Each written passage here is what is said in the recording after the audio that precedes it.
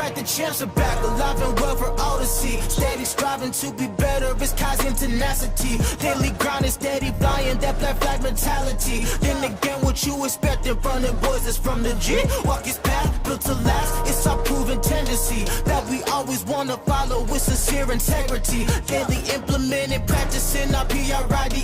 When we do it, then we do it to you conscientiously.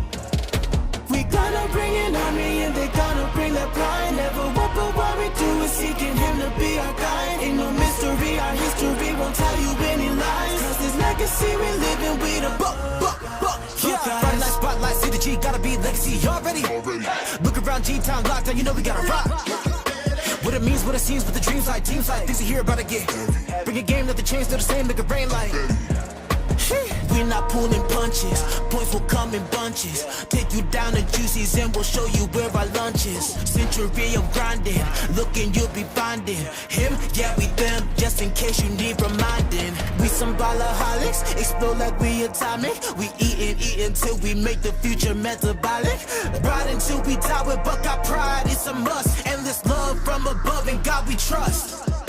We gonna bring an army and they gonna bring the pride. Never what but what we do is seeking him to be our guide. Ain't no mystery, our history won't tell you any lies. Cause this legacy we living, we the Buckeyes.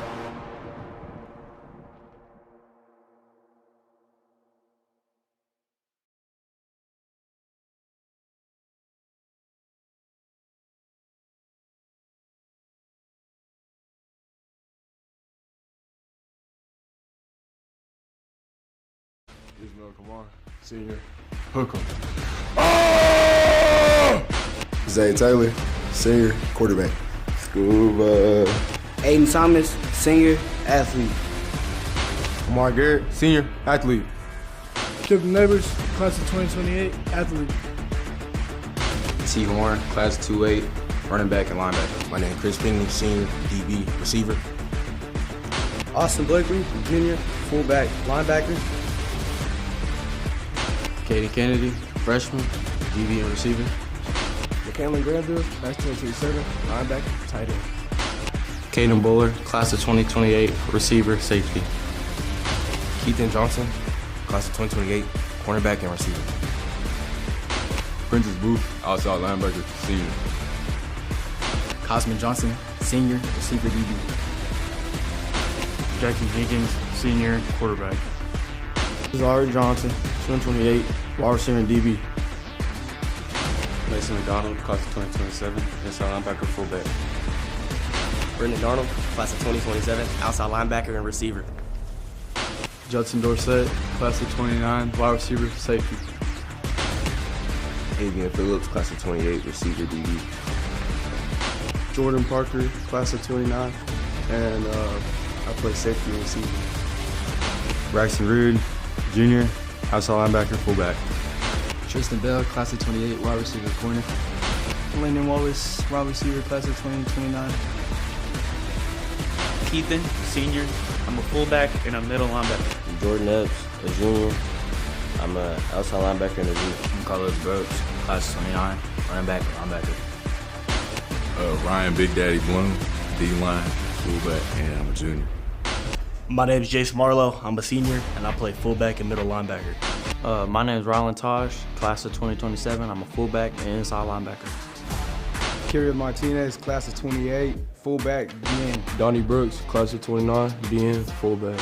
Devion King, senior, defensive tackle, tight end. Michael Howell, class of 28, DB receiver, go to Daylight Donuts. Aaron Alley, class of 28, defensive tackle, tight end. Todd Bush, senior, D-line running back. Renner Becker, junior, O-line D-line. Brian Ludlow, senior, O-line D-line. Javarian Horn, senior, O-line D-line. JoJo Henderson, number 53, junior, D-line. Let's go. Ah! Rashad Buchanan, age of 54, class 22-8, DN tackle. Let's work.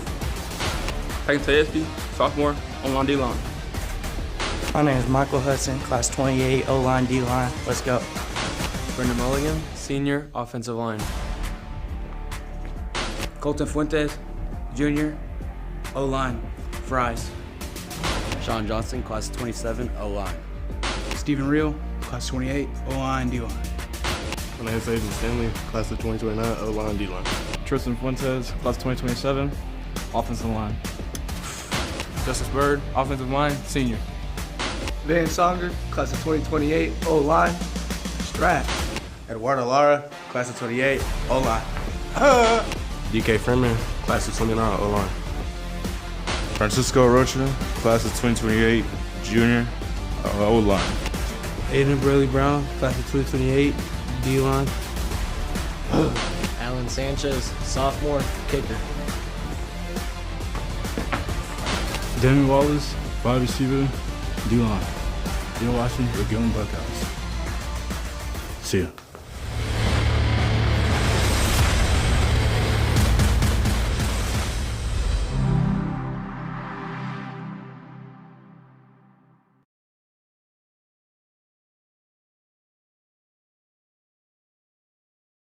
And Marty Young. Back-to-back #1 trucking firm in the nation. Back-to-back best attorney and best law firm in East Texas.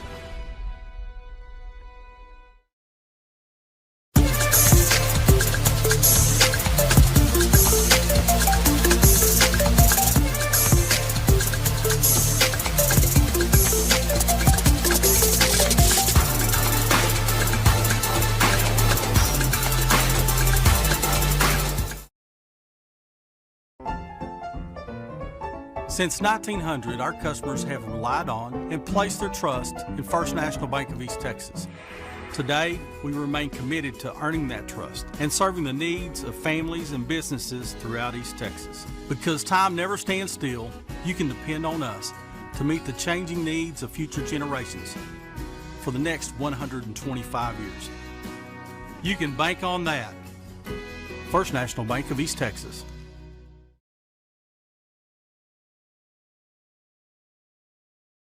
There's a real advantage to being a Gilmer National Bank customer. From the low fees on commercial loans and the hassle-free process and ease of local decisions. If you appreciate personal service and great savings rates, no matter what your age, come see us today in Gilmer or Longview, where the pace is a little slower and the smiles a little brighter. Because we want to hear you say, Gilmer National Bank, that's my bank. Gilmer National Bank, Equal Housing Lender, member FDIC.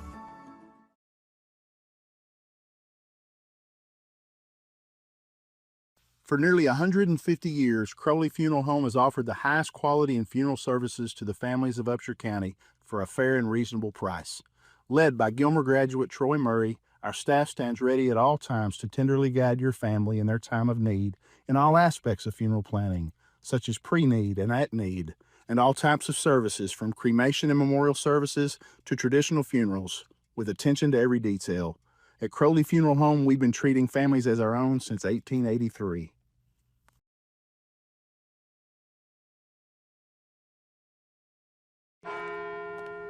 At Farmers Insurance, we've seen almost everything, so we know how to cover almost anything, even a rock and wreck.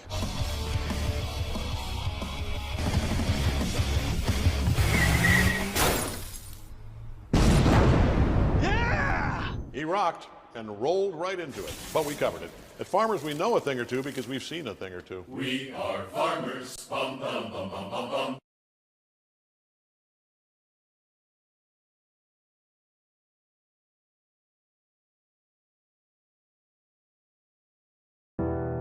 When tragedy strikes, you don't want to be in a position where you're second guessing your lawyer's ability or the resolve to get you fairly compensated. When you hire Goddard & Young, you know you're hiring a law firm that has nationally ranked settlements and verdicts. We have over 2 decades of experience holding 18-wheeler companies accountable for their negligent action. Don't make the mistake of hiring anybody else. Hire the best. Hire Goddard & Young.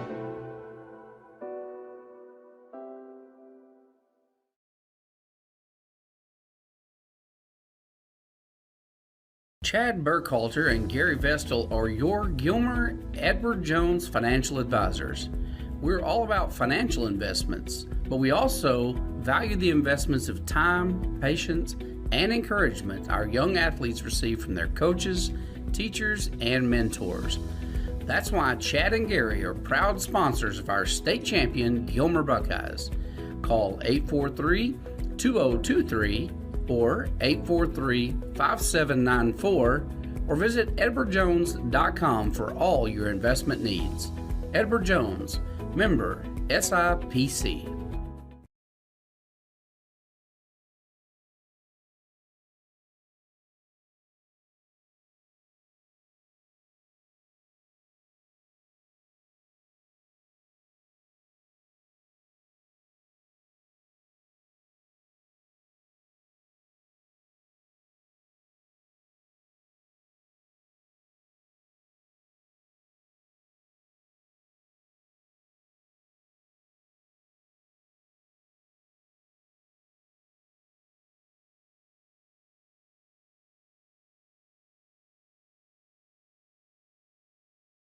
Buckeyes, as always, Jeff Rash and our compatriot that we drug kicking and screaming into the booth here for at least away games this season, Mr. Rebel Jackson, who's also the distinguished new grandfather.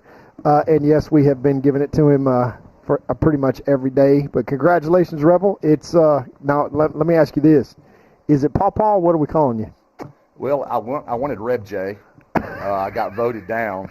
So it's DJ. DJ. I'm writing that down. It's going to be whatever she can say. There you go. End of it. There you go. Well, Jeff, I tell you what, you've traveled many a mile since we left the by-district play behind last year. First time in 19 years that the Buckeyes were not practicing at Thanksgiving, and we've had a lot of time to think and reminisce, and a lot of time to get really excited about what we're going to see this year.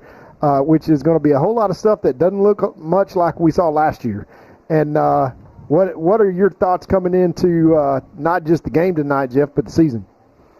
Well, you and I had a long talk today, and of course you've got a vested interest, obviously, Todd, in this deal since you raised a giant human out here in the last couple of years that's on the field. But I want to tell you this, and I want to repeat this again when we get closer to game time when there's more than 30 people listening to us probably, but this is probably going to be, without exaggeration, last year we knew it was going to be rough. I mean, we didn't know we were going to have 11 starters out, and all the injuries we had, but this will probably be, Rebel, you chime in here too if you agree, this will probably be the very best. This is our 25th season to call games. This will probably be the very best football we have ever watched at a high school level.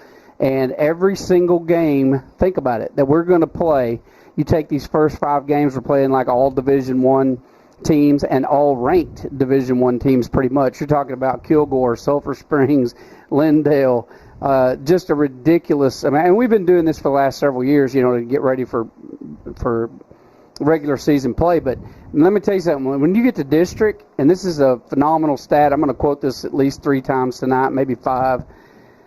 But when you take our district and you look at the fact that we've got, Pleasant Grove, Gilmer, and Carthage all in the same district, and you say, wow, that's a really hard district. No, that doesn't cover it. There's not another district in any level of any division that's going to be as big a battle as the district championship. But whoever wins the district championship in this district will win state. That's pretty much how it's going to go down. And here's the coolest stat that I've heard so far this year.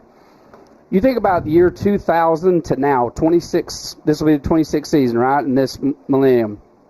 Think about this for just a second. Gilmer and Carthage combined have 21 state appearances in those 25 years, and between the two schools, and 15 state championships. Well, let me chime in there, Jeff. Twice we played each other. And twice we played each other. Now you throw Pleasant Grove in there, who's also in our district, and now you have 17 out of 25 state championship. You got 17 rings. So that means in all of 4A football throughout the rest of the state, Division II, you've only had like 9 other teams or 8 other teams that have had an opportunity to win a state championship if it wasn't Pleasant Grove, Gilmer, or Carthage. I mean, so that just kind of tells you what this season is going to look like this year. Yeah, it's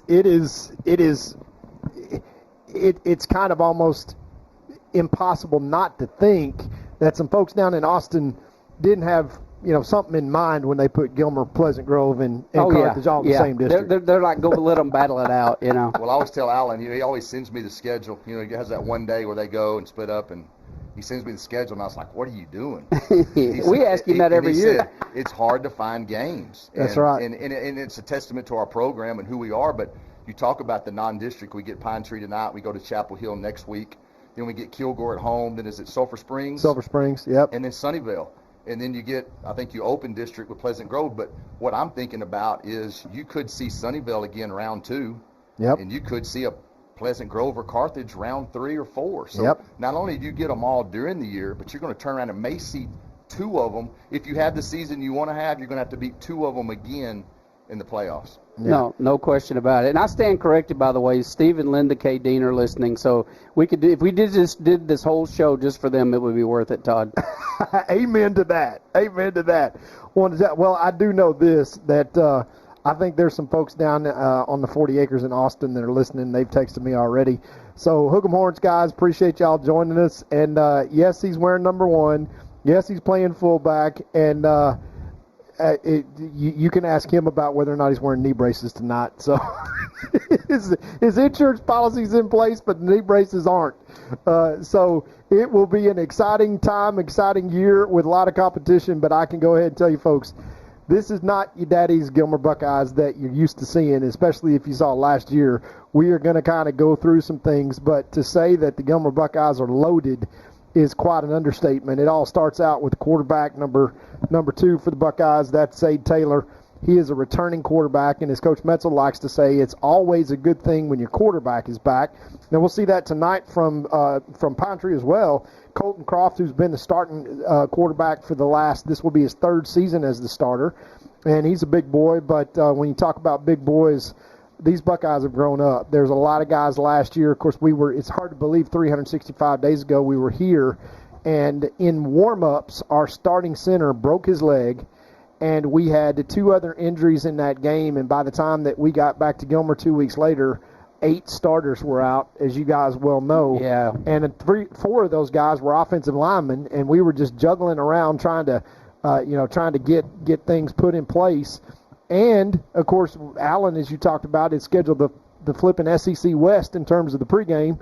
And so everything got exposed. And Allen has got this methodology of trying to say, hey, let's go figure out our weaknesses as quickly as possible. And last year we certainly did, starting out the season 1-4 before we kind of got on a little run. And quite honestly, we were probably 2 plays away from beating Athens, who went 4 rounds deep.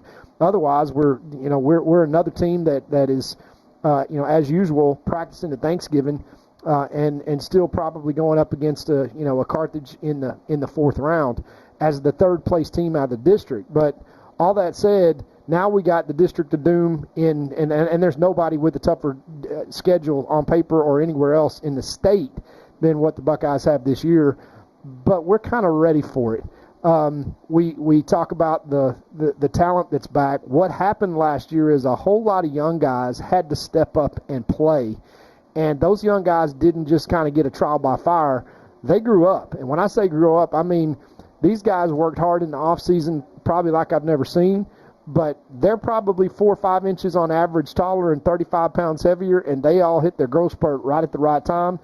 It ain't your daddy's Buckeyes, folks. There are some big boys, and when the Buckeyes come on the field, I think a lot of people are going to notice how we look. And of course, we're wearing all white. And Pine Tree is 5A Division I. Pine Tree is got a lot of guys that graduated last year. They've got some really good athletes. Boston Johnson is a senior that's being recruited. He plays wide receiver and defensive back. Travell Nelson is a sophomore wide receiver who's going to be really good. Jacarius Timmons is a senior running back that is really, really talented. And then Colton Croft, we talk about the quarterback. And between those guys, I think they probably have, let's call it, 11 offers that are Division I. And that's pretty impressive. But you look at the Buckeyes roster, and Kipton Neighbors, who has not played a game in a Buckeye uniform yet, has 15 Division I offers, and he's just a junior by himself. Well, and you talked about last season. I think the thing that impressed me the most was we did get a little banged up, and we were forced to play a lot of young kids which is tough, but it should favor us going into this season because they got so much experience. But I think, and you would agree, we're used to winning. We've been accustomed to winning. To go 4-7 was tough, but the kids did not like that. That wasn't acceptable for them. So we've had a great offseason, changed some things up this offseason, and hopefully, you'll see tonight with a lot of kids with a lot of experience. I think depth's going to be a big key tonight, not just depth, but quality depth. And I think we've got that, and we haven't had it the last couple of years. But being able to rotate 2 or 3 kids in and not just try to hide them, but kids that can go in, play winning football, and make plays. So conditioning and depth will be huge tonight, as it always is this time of year. And I think that favors us maybe more than it has in the years past because of the number of kids that we dress out and the number of kids that we feel confident can make plays and play winning football for us. Yeah, that's great points, Rebel. And the fact that a lot of people that are underestimating and kind of sleeping on these Buckeyes, I know that we're picked tonight to lose to Pine Tree, I think 28-17. I would bet anybody pretty much Whataburger that ain't going to how it's going to turn out tonight. And I think a lot of people tonight will kind of be woken up because there'll be a lot of things that we talk about tonight and a lot of new names that these Buckeye fans will hear that you better get used to hearing, because I do think that these Buckeyes are going to be on the field until probably December this year. And they will, when they come out the other side, they will be able to say, we played everybody. And I mean, when I say we played everybody, anybody and everybody, because Carthage is the hands-down number 1 team in the state. They're the number 1 team in East Texas. And there is a lot of people, I'm sure, that'll be tuned in tonight in Carthage that are watching this new Gilmer team and kind of going, that doesn't look like the 4-7 team that we saw last year. And there's a good reason for that. It's because that's not the same team. Well, and you're right. I mean, it is a tough schedule all the way through. And the key is staying healthy. Obviously you got to stay healthy and get week to week. And so if we stay healthy and we do the things that we feel like this group's capable of, and I just sense the coaches feel good about what they have, but it all starts tonight and as the Buckeyes take the field. So I'm excited and glad to be up here with you guys. Well, I tell you what, Rebel, you deserve a lot of credit for manning our and leading our booster club. And we've got a lot of guys that we got to thank on the Booster Club side that we'll touch on multiple times tonight besides our sponsors.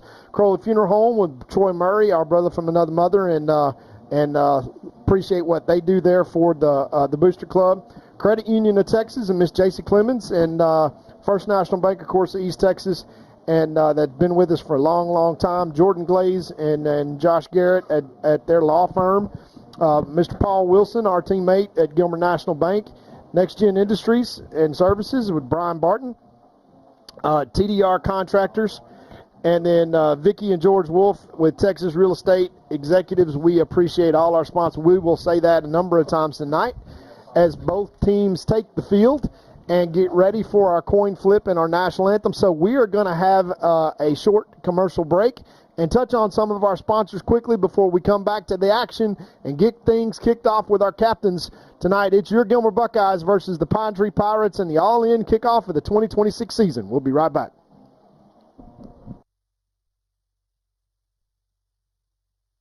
Banking the Texas way, with strength, trust, and hometown pride. Deposits that work harder, backed by neighbors who care. Your hometown bank is right here in Gilmer, Texas, 795 Highway 271 North. Texas Heritage National Bank, member FDIC.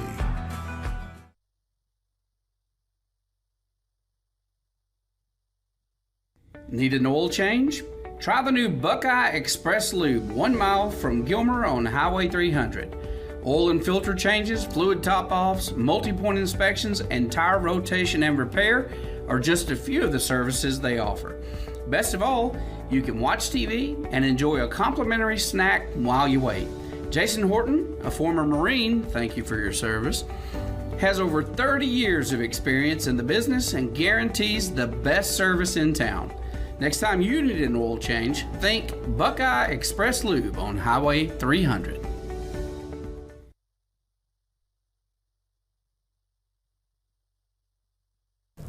It's gonna be alright.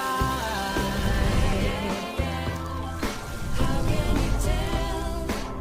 Yeah, I feel it in my heart.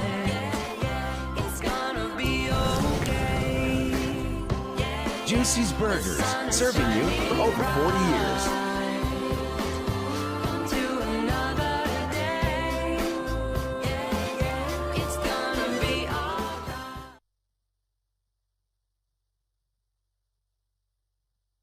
La Finca Mexican Restaurant is my favorite restaurant in the world. An East Texas favorite for over 37 years.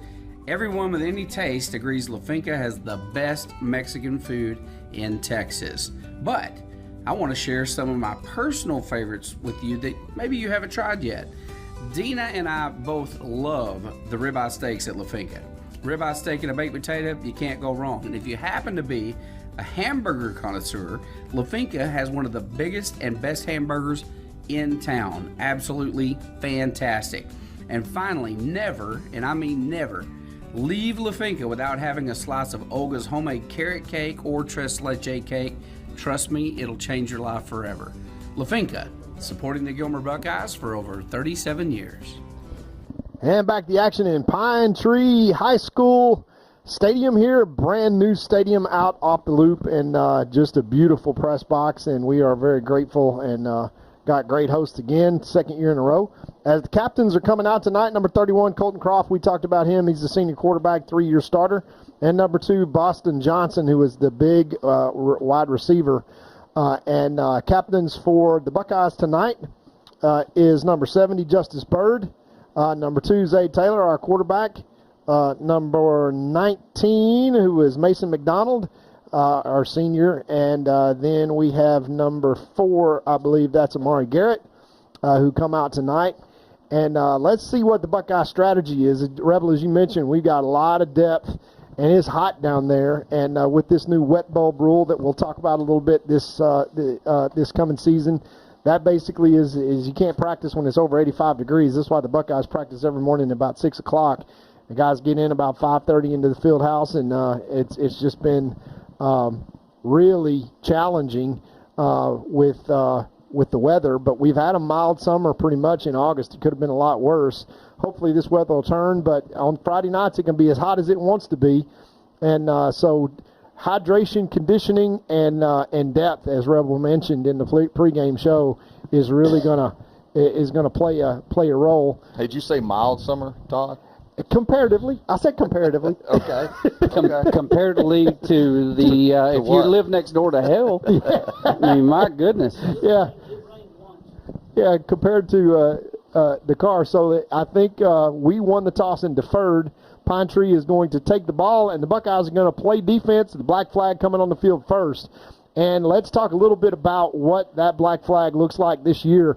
Lots of depth on the defensive line, and you're going to hear the same names that you've heard. Obviously, Ismail Kamara, a big 6'7", 340-pound bulldozer that the Buckeyes have, will probably start on the defensive line. And we have the kind of the season captain for the Buckeyes that has kind of been around forever, Davion King. But we got a couple of new guys that are in. Aiden is one of our guys, Aiden Borley Brown. We're going to call him ABB.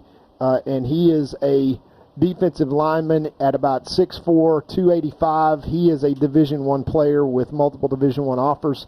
And he's moved in from Royce City with his wonderful family. And Aiden is an exceptional student, but he is a heck of a football player up front. And to have about 9 to 11 guys rotate in on the defensive line is going to start wearing a little bit.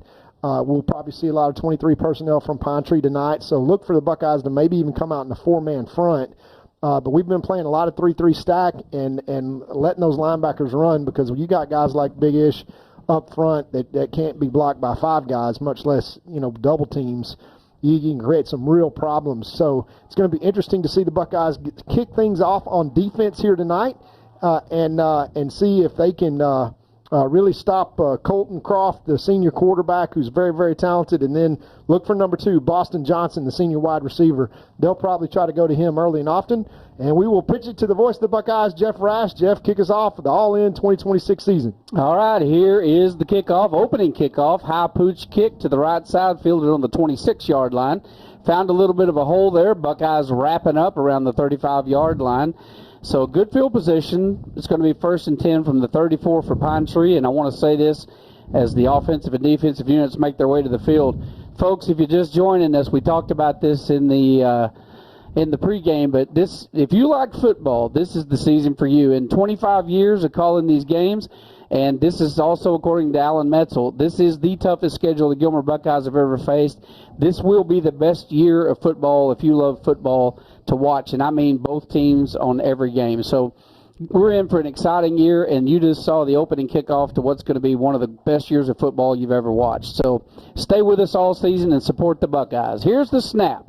Handoff, right side, over the right guard, and the Buckeyes wrap that up real quick and stuff him. He may be got a yard on that play. It's going to bring up 2nd and 9. Now, there's number 44, Davion King. We talked about him up there with number 80, ABB, Aiden Morley-Brown.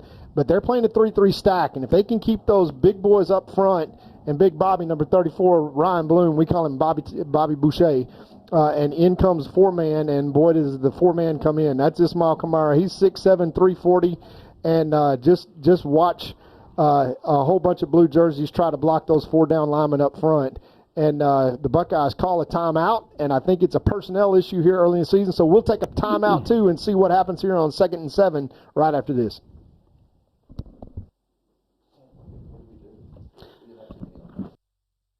Feeling under the weather, Buckeye fans? Come on down to Core Health Systems at Community Health Corps, 101 West Madison Street in Gilmer. No appointment needed. Our walk-in clinic is ready to get you back in the game.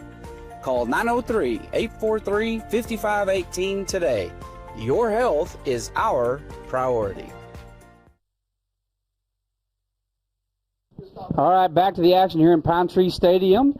And the Gilmer Buckeyes on defense. This is going to be the second play at defense on the defensive side of the ball tonight. They did pick up 2 yards on the first carry. It was a handoff over the right side, so we're going to see what Pine Tree comes back with now. They've got 2 wide receivers wide to the right, 2 backs in the backfield. Quarterback is under center. Handoff, tailback, right over the center, and he is immediately wrapped up by that defensive line. Ryan Bloom, 34, great play. Great play there. He is a really good football player, but let me tell you something, folks. Across that 4-down line that they're front running an even front on, that is Davion King is now we're going to go back to a 3-man, 3-3 stack in a passing situation at 3rd and 8 with ABB coming out. But, boys, that is about 1,200 pounds of humanity in that down. That is a lot of humanity right there, buddy. Let me tell you something. How would you like to line up against 6'7", 343 that runs a 4.8 right down your throat? So keep your eye right there, right on the 2-tech down there to the right side of the or left side of the center. From the shotgun, here's the snap. Dropping back, looking to pass, forced out of the pocket. Dumps one, completes it in the flats at the 50-yard line, and he's scampering down the sideline and will score. So what was a 3rd and long has now been converted to 6 points from Pine Tree, and that was just a great offensive play by Pine Tree. Yeah, 24, Avian Phillips looks like he just got his head in the backfield. Quarterback looked like he was about to take off with it. Avian stepped up, and when he did, he didn't have any help out there, so that's what we ended up with. Yeah, that's just a great play by Colton Croft that sees his man, but he's looking out there at Trayvell Nelson. His 2 guys are Boston Johnson, number 2, and Nelson, number 14, and he caught that on an out, and he turns around, and there is nobody behind him because he throws it to the backside.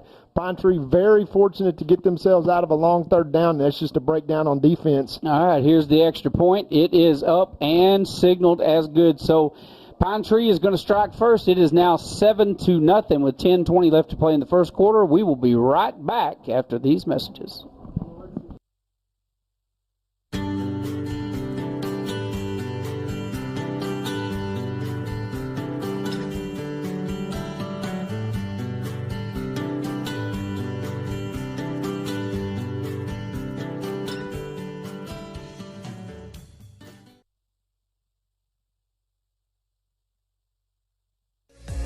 Please join Jeff Rash and Alan Metzel each Monday morning for the Gilmer Buckeyes Coaches Show. Every week, Jeff and Alan discuss elements of the program, speak with special guests, give player updates, review key plays from the prior week, and give insights on the opponent for the current week. As a fan, this is your chance to go into the locker room and behind the scenes. To view the Coaches Show, go to GilmerBuckeyes.com and click on the Coaches Show button. Go Buckeyes!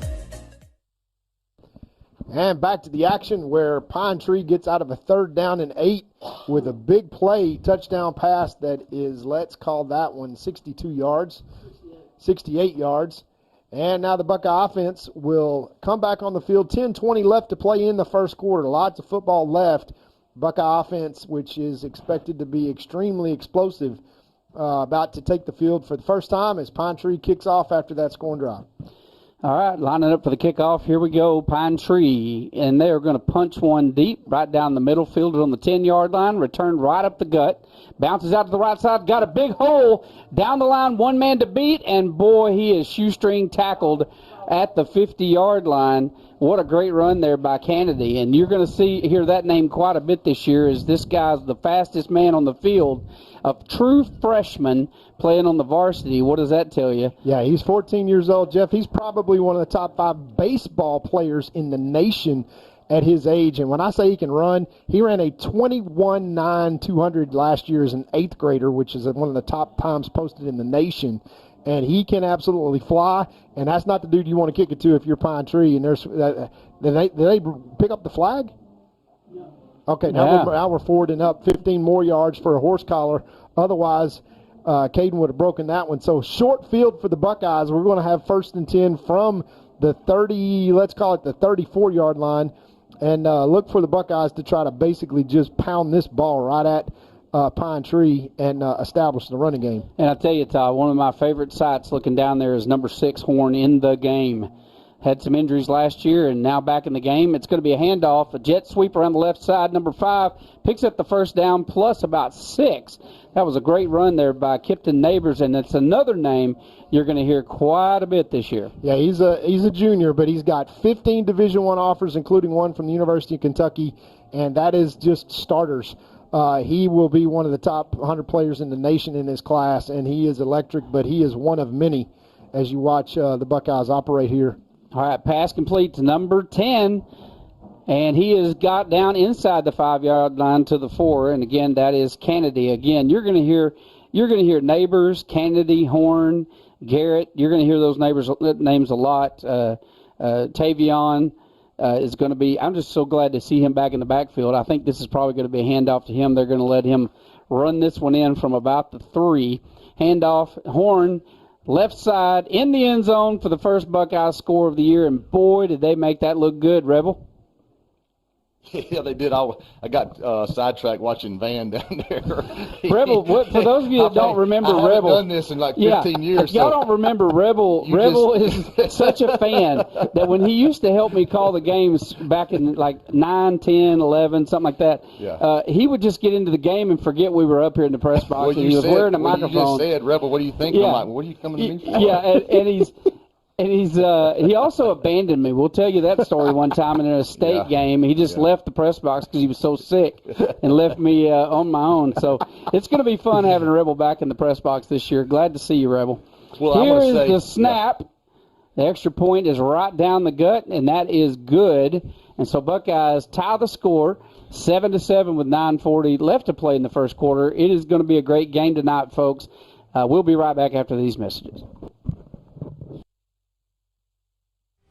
Two-time Hall of Fame inductees, Brent Godarzi and Marty Young. Back-to-back #1 trucking firm in the nation. Back-to-back best attorney and best law firm in East Texas.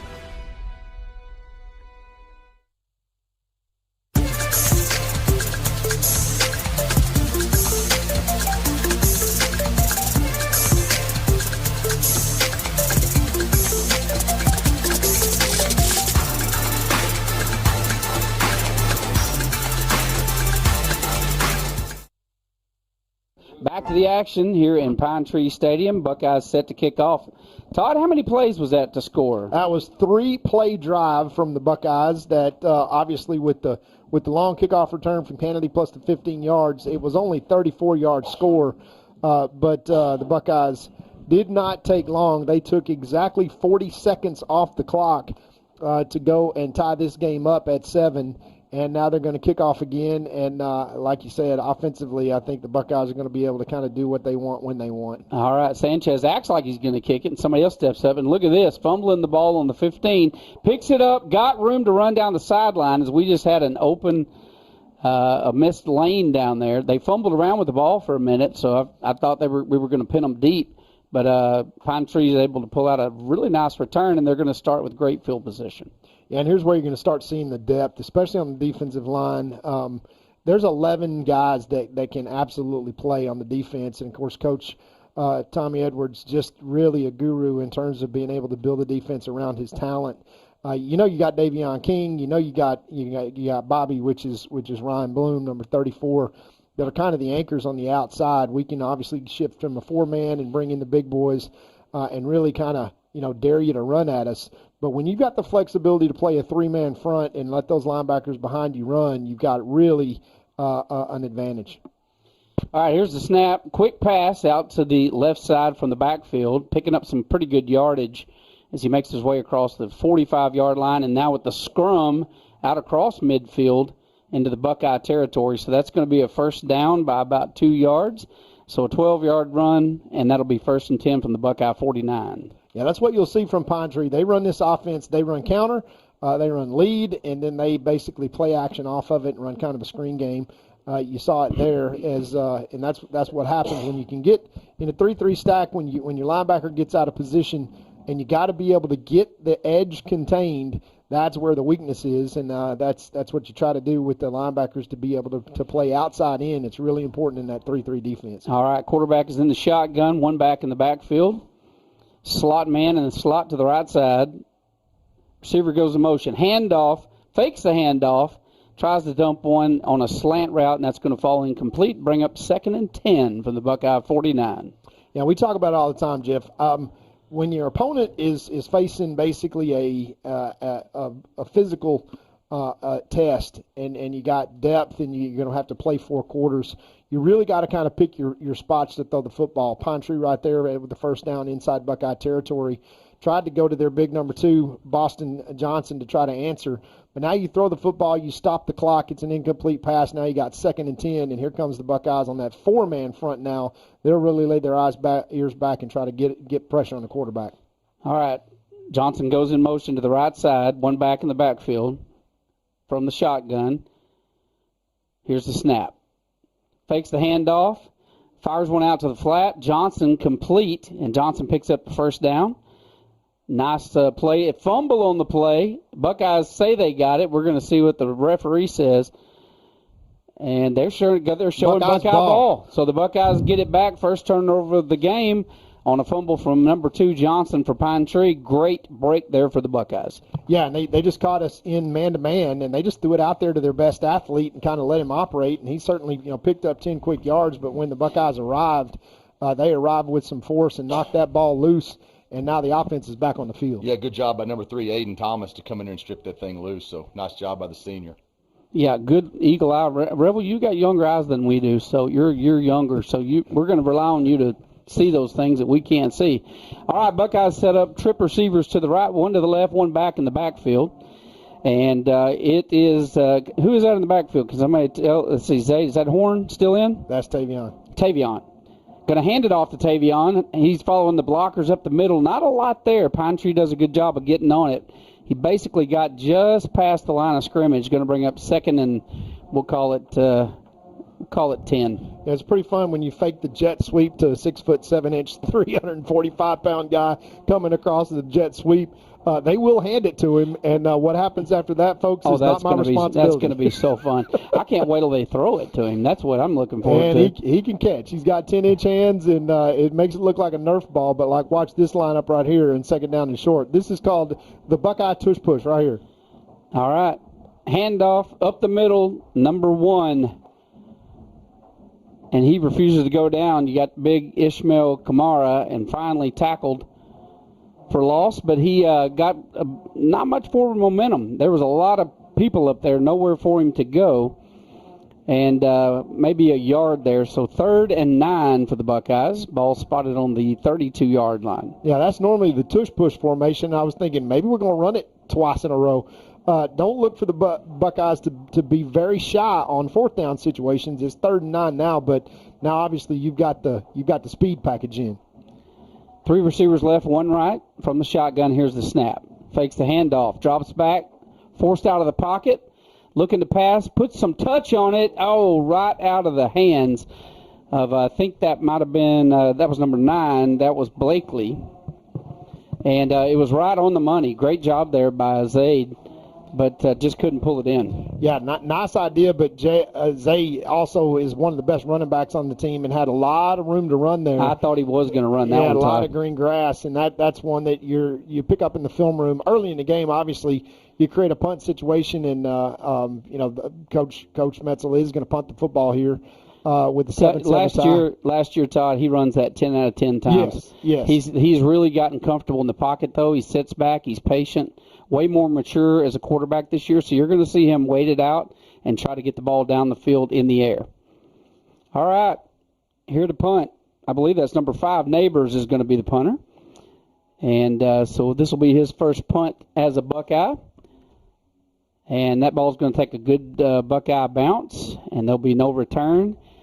Gets a great roll all the way down to the 26-yard line. So Buckeyes unable to capitalize on the turnover, but does reset the field and pushes their opponent back to the 26. I'll take it every day. Yeah, all the time. That's just good football by the Buckeyes. Obviously, half this quarter gone. It's a tie ball game. It's the first game of the season, and lots of jitters. 1 turnover already from Pine Tree. But you see their game plan early and often in this game. They don't have anywhere else to go. They're going to go to Boston Johnson, number 2, get the ball to him as often as possible. You won't see number 23, Jacarius Timmons, out of the mix too much, and you'll see him back there with the big quarterback, number 31. But Colton will not really run with the football. He's not a scrambler.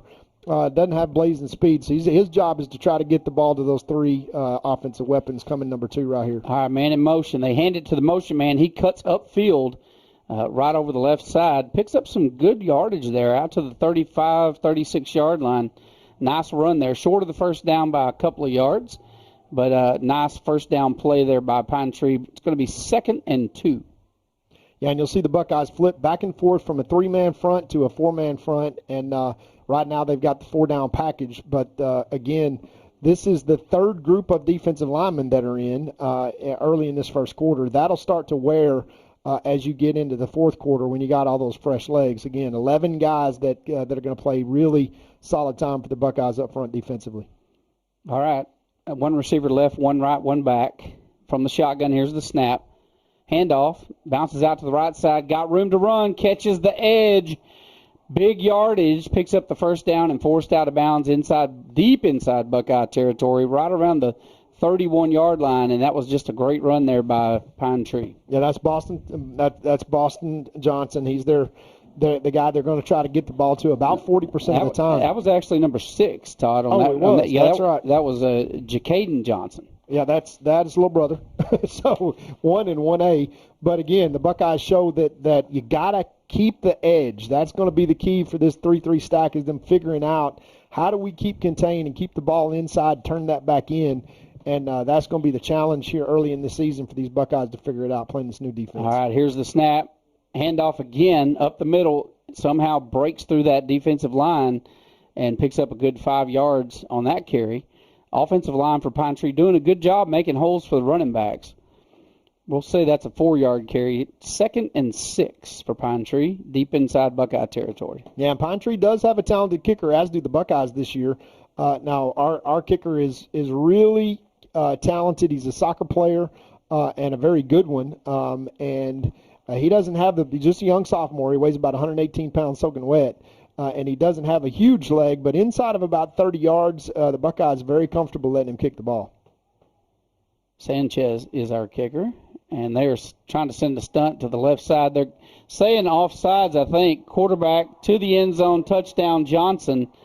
There's flags on the play, more than likely against Gilmer unless they jump. Yeah, we jumped. I think we were offsides. Yeah, we were offsides. It looked like we pulled it back, but maybe we didn't. They're going to wave that off, and that's another Pine Tree score. Nice pass there to Johnson. And then we got flags in the end zone, probably excessive celebration, and so that's going to get marked off against Pine Tree. Looks like they'll mark that off on the kickoff. kick and not the extra point. Yeah, and that's just one of those free plays. And when you got a quarterback that's been a 2-year starter already entering his senior year, that's kind of what it's supposed to look like. The Buckeyes keep getting caught in man-to-man out there with Johnson. We have not put another safety over the top of him to try to prevent him from getting the ball. Everything pretty vanilla, I would say, early in the season, but really kind of trying to rely on getting pressure.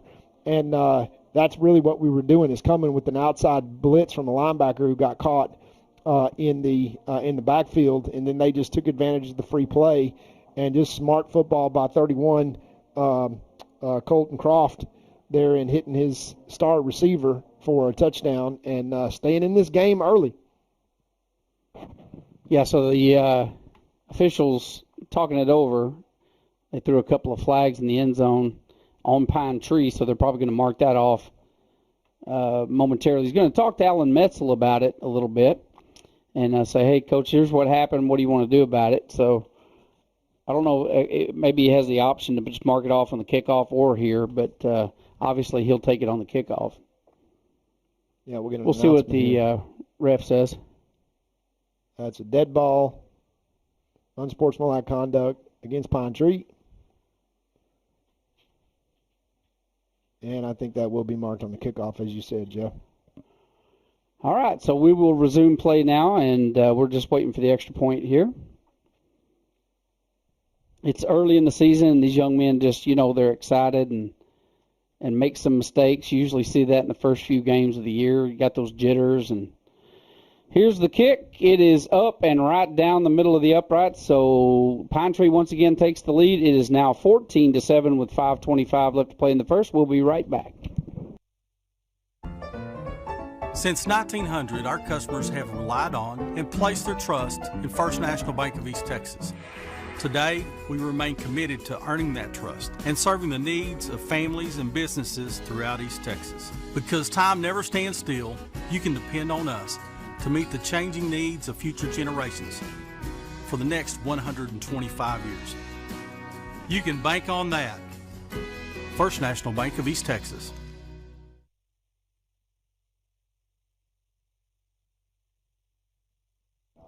And a full moon tonight over East Texas, and come on fall. It looks like a harvest moon, but we're not there yet.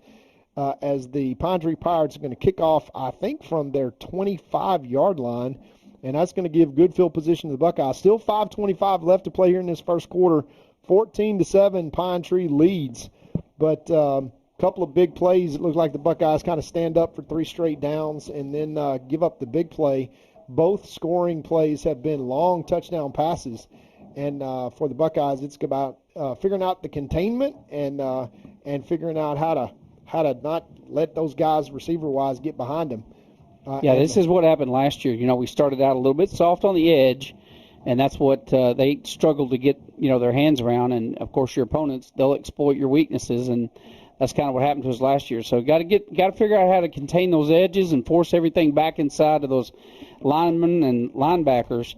And so the Buckeyes will continue to work on that. And nobody makes adjustments better than our coaches. I'm convinced of it. And so they'll get that figured out and polished up. Again, Pine Tree doing a great job, though, exploiting what they perceive as a weakness so far in this game. So getting ready for the kickoff. How'd you like that coming back with the moon shot? I love it. It looks like we're pros. Eric Conant's over here going for an Emmy. Making us look good. Going for an Emmy over here or something with that cinematography. Well, let's see who they decide to kick it to this time. Kennedy really burned them on the last time, and are you going to kick it to Neighbors? You're going to kick it to Kennedy. Well, it's an embarrassment. Either way, it'll be a lot of fun to watch. All right, they're going to kick it to Neighbors. Goes over his head. He receives it on the 12. Coming back to the left side. Oh, man, what a great tackle. What a good job there by Pine Tree. I mean, if they miss him, he's got some grass on the left side. But he just reaches out, does a shoestring tackle, and stops the Buckeyes on the 25-yard line. I saw a lot of green grass out in front of Kipton. I was thinking, I was thinking he had a lot of room to go. He just caught him on that kid coming through. Just caught him on the wrong foot. I mean, he'd sold out about 10 yards before and went to that leg, and luckily that leg was the one on the ground when he got there. Yeah, I mean, that guy's an athlete. He gets out in open space, you got problems. 2 receivers to the left. 2 right. One of those receivers weighs 343 pounds. That's the first time I've ever said that before. Handoff, left side. It's actually a quarterback keeper. He picks up 5 yards on the carry. And we'll look at the replay here, and this is what happens when your wide receiver goes to block a cornerback. Watch this. Why don't you sit down over there? Yeah, he knocks him out of the frame and then goes for another one.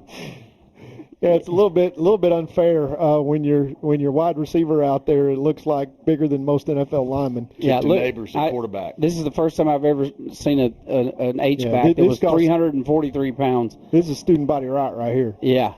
All right, fakes the handoff. Quarterback keeper up the middle. And Pine Tree sniffs it out and says, nope, not falling for that one. We pick up a couple of yards on the carry. It's going to bring up 3rd and about 3. Yeah, that's one of the little gadget plays that the Buckeyes can play with. You got 5 guys that you can snap it to back there.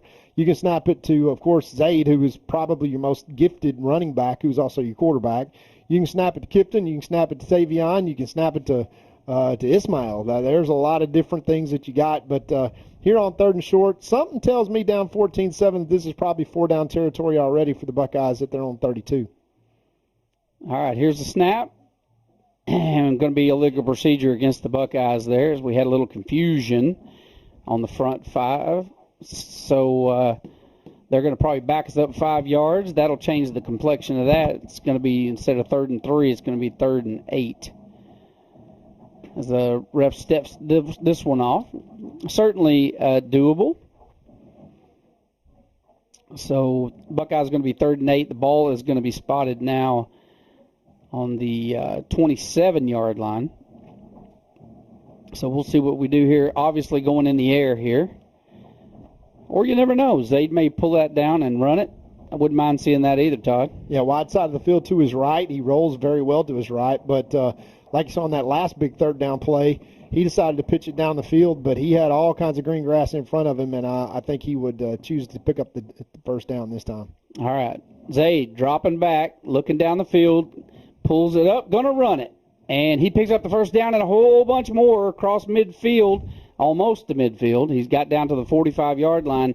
And that is what you're going to see that so often this year. They're going to try to get everybody spread out into space and then watch him run. Watch this fake that he puts on this guy right here that just says, oh, friendly fire. We got 2 guys running into each other. And then he wisely, slides down. And he sees a guy coming on his blind side. His vision is unbelievable. Yeah, I mean, you can't teach it. He's just got a knack to know the field. You can already tell from last year to this year the maturity that he has developed. All right, motion, handoff, up the middle, Horn, lowers his head. Hard runner, Horn is, across midfield, out past the, or almost to the 50-yard line. We'll call that a 5-yard gain. Yeah, we'll take it every time, and the Buckeye offense getting a little bit of rhythm. But to your point, when things break down and Zay can just pull the ball down and go do that and really make everybody on the defense kind of look silly, it is a weapon. And you're never, to your point, 3rd down in anything is still a makeable down. All right, dropping back, quick pass, intercepted for 6. He's going to take that. He jumped that route, and what a great defensive play. We'll watch the replay on that. But, I mean, he saw this coming from a mile away. Look at this great defense. He looks, gets there, and just what a great pick. You got to hand that to Pine Tree. What a great defensive play. Yeah, Kipton Neighbors there was the intended receiver one-on-one, and he went to plant his foot to go attack that ball, and his foot went out from under him.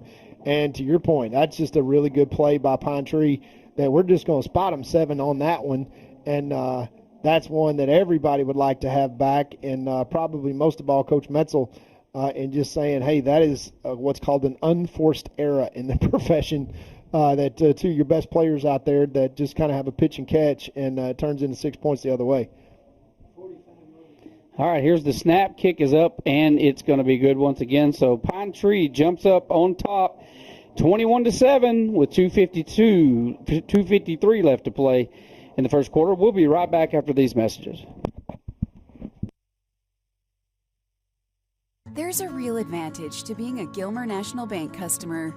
From the low fees on commercial loans and the hassle-free process and ease of local decisions. If you appreciate personal service and great savings rates, no matter what your age, come see us today in Gilmer or Longview, where the pace is a little slower and the smiles a little brighter. Because we want to hear you say, Gilmer National Bank. That's my bank. Gilmer National Bank, Equal Housing Lender, member FDIC.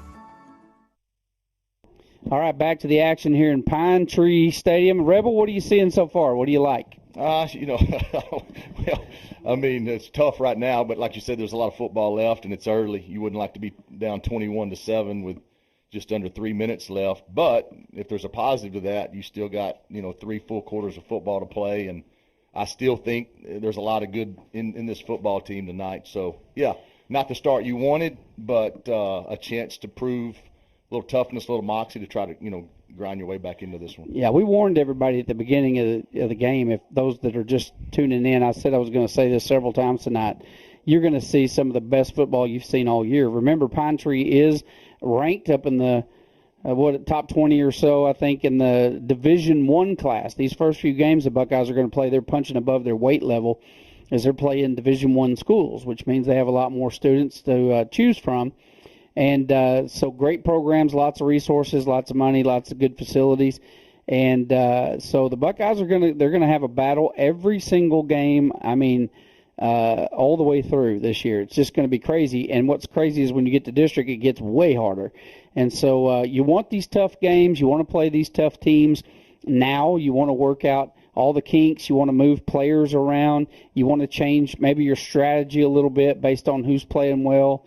Last year we had to change the strategy every week based on injuries, and so hopefully this year won't be plagued with injuries. But you got a lot of folks that are move-ins down here on the field for the first time as Buckeyes in this offense.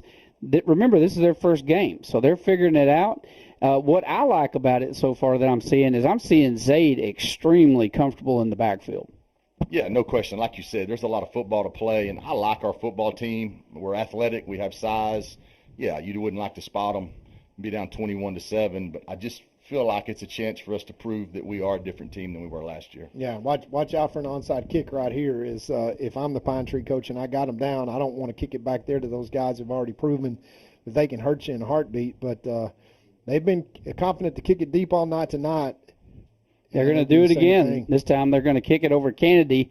Stumbles at the goal line, picks it up, heading to his left. That's not Kennedy, actually. That's down the sideline. Look at this run all the way down the sideline. Zaza. He's taking it to the house, and Todd Robinson called it. Yes, sir. Todd Robinson said they're going to return this during the break, and that was almost what happened last time. That's same sidelines, and he outran the guy that got Kipton. Yeah. That's actually JJ. That's Gerald Johnson that moved in from Jacksonville. Untouched. Yeah. What number was he? 17. Yeah, that's Gerald, and he can go, folks. He can absolutely go, as he showed right there. That's he returned one last week for a touchdown in the scrimmage game, and that is just a whole lot of can in the talent that's column for the Buckeyes. That's Zaza. That's Zaza. Yeah, that's Zaza 17. Yep, number 17 down the field, untouched, left side, and I thought that was Kennedy over there, but it turned out to be Kennedy just would have scored faster. Same result. He just would have scored a little bit quicker. Yeah. Just a junior, too, so starting corner. He's the starter on that other side we were talking about earlier. So got him. Extra point is good, and Buckeyes close the gap. 21-14 with 2:38 left to play in the first quarter. We'll be right back after these messages.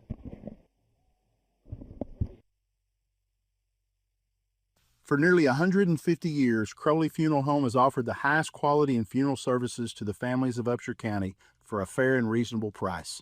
Led by Gilmer graduate Troy Murray, our staff stands ready at all times to tenderly guide your family in their time of need in all aspects of funeral planning, such as pre-need and at-need, and all types of services from cremation and memorial services to traditional funerals, with attention to every detail. At Crowley Funeral Home, we've been treating families as our own since 1883. All right, we're back to Pine Tree Stadium, and the Buckeyes have just scored on a 100-yard. They fumbled it at the end zone and ran it back 100 yards untouched for a Gilmer Buckeyes score. That was pretty exciting. 2:38 left to play in the first quarter. And Todd, you called that one. Good for you. Yeah, you kind of see things coming that you just kind of say, stop kicking Todd, it back there to those guys. You got lucky. Just say I'm lucky. But you know it's what? It's okay to be lucky, man. It's better to be right. Now, let me call another one. Yeah, call something else, Todd. Well, let's see if the Buckeyes Yeah. onside kick this thing right here and try to climb back into a tie scenario at the end of the first quarter. And stranger things have happened early in the season. But the Buckeyes obviously getting a little bit of the back, the momentum. And let's see if they try to do another special teams big play right here. Yeah, you got two kickers up there. This one's going to be Sanchez, and he does do an onside kick. And the ball's bouncing around. They pick it up. What a great snag there! Bounce right to him. Right to him. And he is going to. They're going to start with great field position. 1st and 10 on the Buckeye 48. That is the sky kick. What a great kick, though, wasn't it? Look at that thing. Yeah, I haven't seen one that high before. Oh my goodness! That Look at there's was three perfect. white jerseys, 4 white jerseys around it, and it bounces to who? The Pine Tree Pirate. Yeah, that was right. And that's to where they Jordan come Jackson. up with. That's where they come up with that saying. That's the way the ball bounces. That is the right way there. the ball bounces. Well, I thought something might be happening there as we kind of came out a little bit different with our kicking scheme and where they were lined up. The sky kick, I like that idea, and I think that will be something that will pay dividends for us later. But first, let's see if the Buckeyes can get receivers covered and get the edge contained.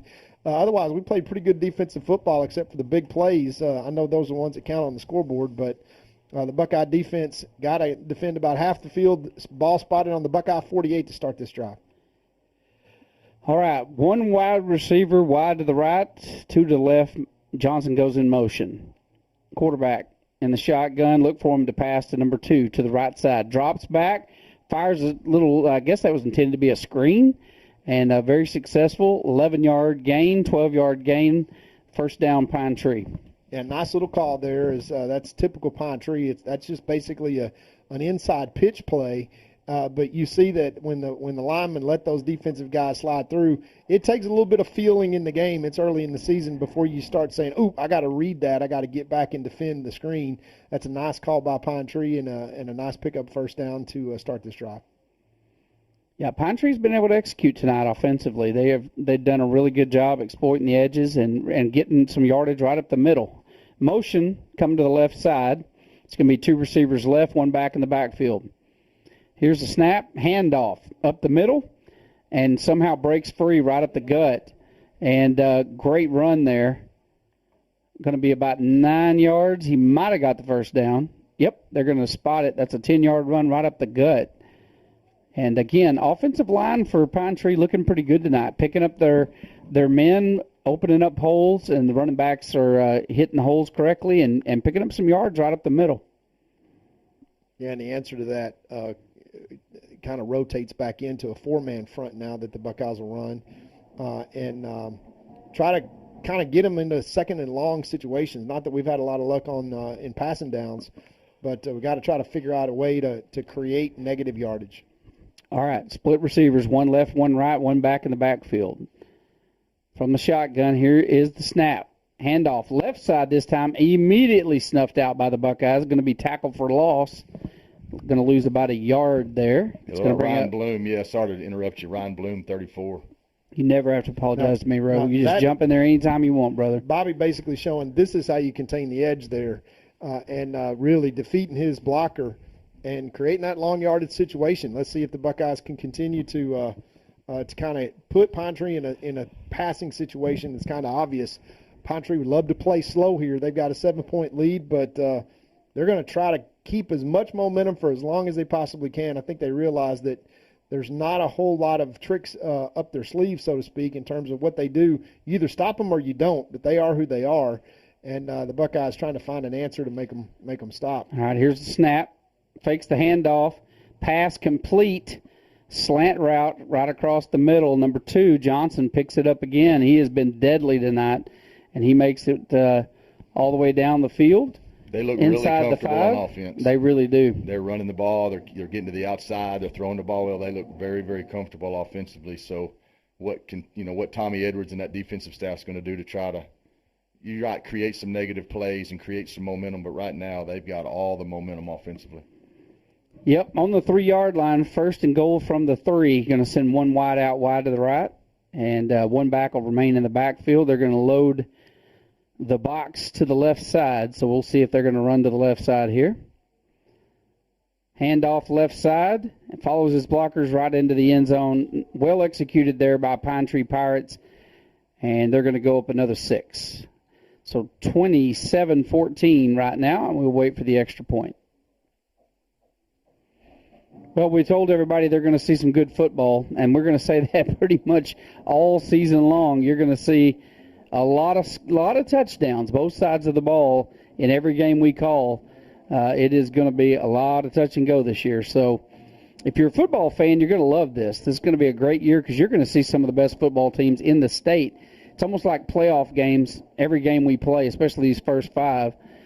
Kick is up, and it is good. So Pine Tree goes up 28-14. That's the end of the first quarter. We'll be back to start the second quarter after these messages from our sponsors.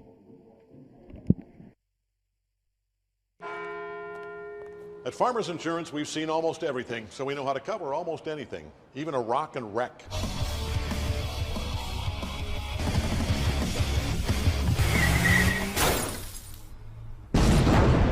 Yeah! He rocked and rolled right into it, but we covered it. At Farmers, we know a thing or two because we've seen a thing or two. We are farmers. Bum, bum, bum, bum, bum, bum.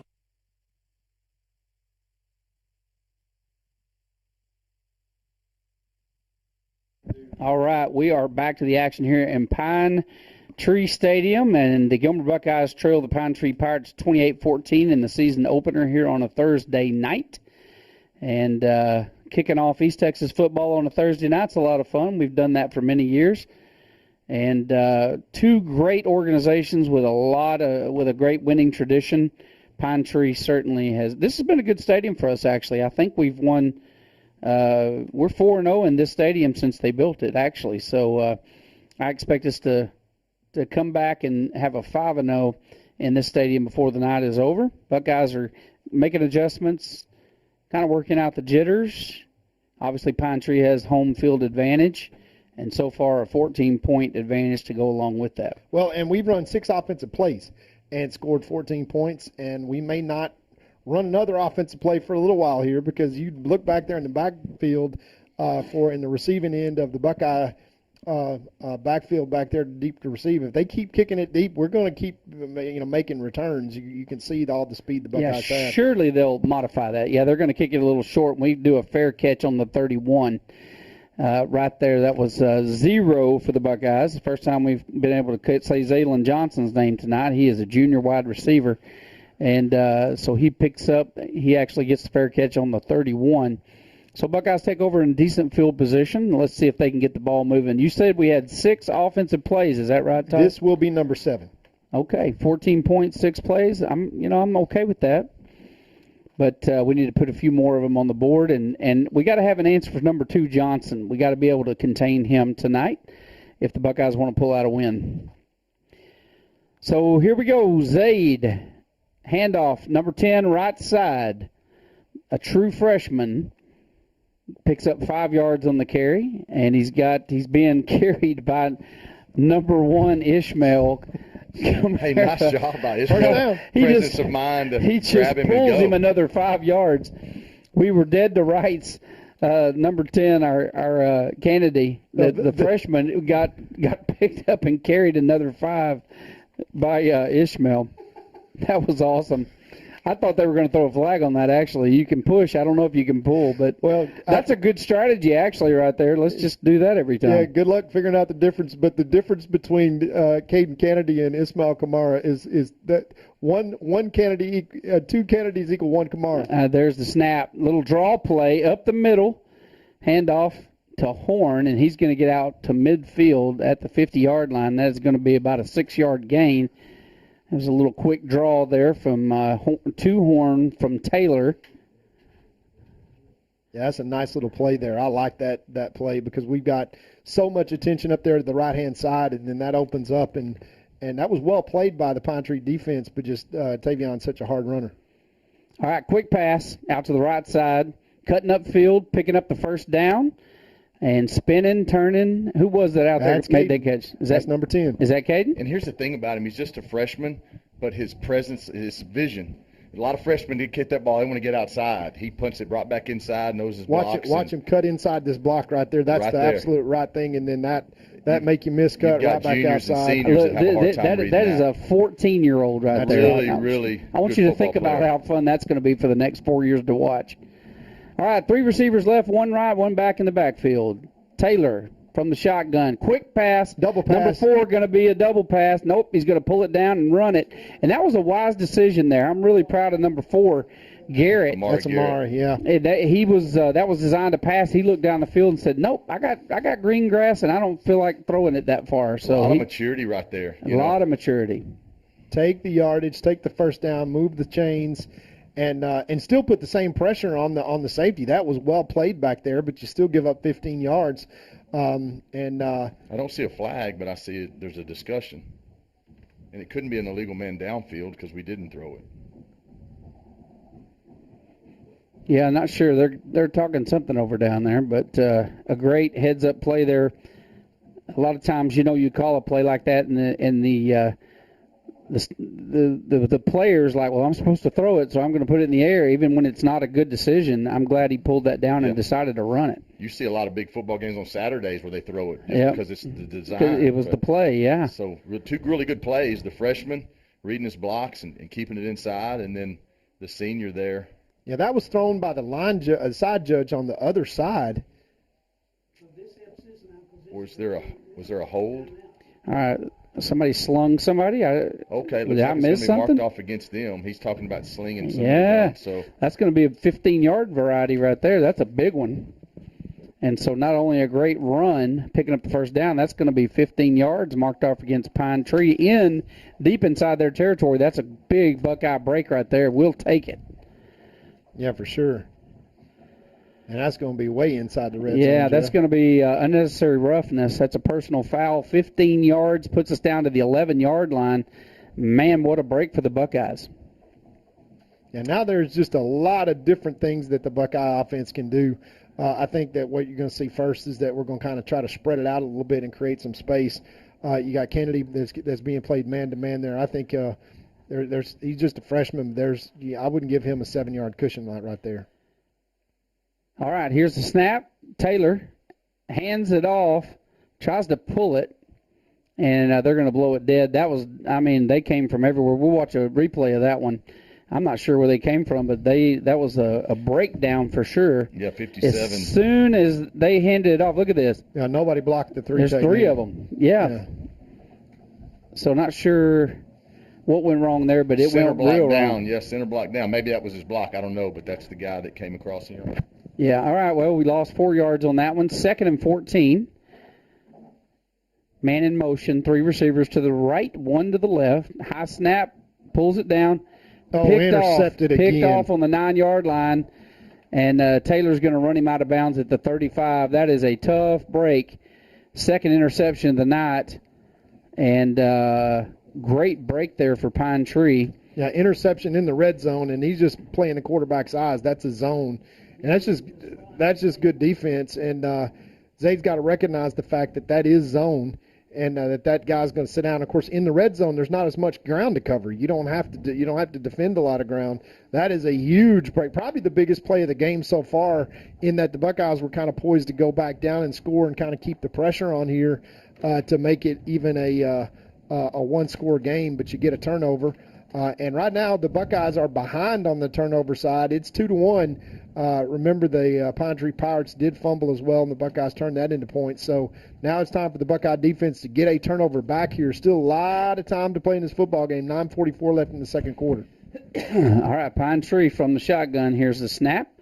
Handoff up the middle, and picking up some good yards. Picked up about 6 on that one. And I think I saw some laundry hit the turf. Maybe not. Yeah, with those yellow socks out there, it's kind of hard to tell. Yellow numbers and yellow socks against all navy blue. I guess that's what it was. And I've caught myself, Jeff, the same way. Yeah, that's exactly what it was. It was somebody's yellow sock, and there ought to be a rule against that. It looks like 22 flags on the field down there. Okay, 1 receiver to the left, 1 to the right. Everybody else in tight, 1 back in the backfield. Quarterback's going to be in the shotgun. They've got a slot guy to the left. Here's the snap. Handed off again up the middle. They're having good luck with that. And he gets the first down all the way out across midfield to the 50-yard line. Their backs run really hard. They really do. They really do. really hard. Well, and look at this hole they open up for him. Watch this. You see the hole. He hits the first back or defensive back for the Buckeyes and drags him another 4 or 5 yards. That is hard running. 1st and 10 from the 50 for Pine Tree, moving the ball very well tonight offensively. Number 2, Johnson spreads out here on the bottom of your screen. They're going to hand off again up the middle. And just a big scrum out there fighting for yardage. He's going to pick up about 6 on that one. It'll bring up 2nd and 4. Now, boys, this is really what Pine Tree wants to do, is to turn it into just a clock-eating slugfest. Up 2 scores, you can kind of do that, and obviously they want to keep their foot on the pedal to score points, because it's going to take probably 40-plus points to beat the Buckeyes if they can continue to beat themselves, but with the turnovers. But there's just a lot of explosive offense, so you got to try to score every time that you have an opportunity. But if you can do it just running right down the Buckeyes' throats, that's exactly what they would prefer to do, and that's what Pine Tree does. They run that lead, they run that counter, and everything else comes off of that. And they'll keep running it until you can prove you can stop it consistently. So that's for sure.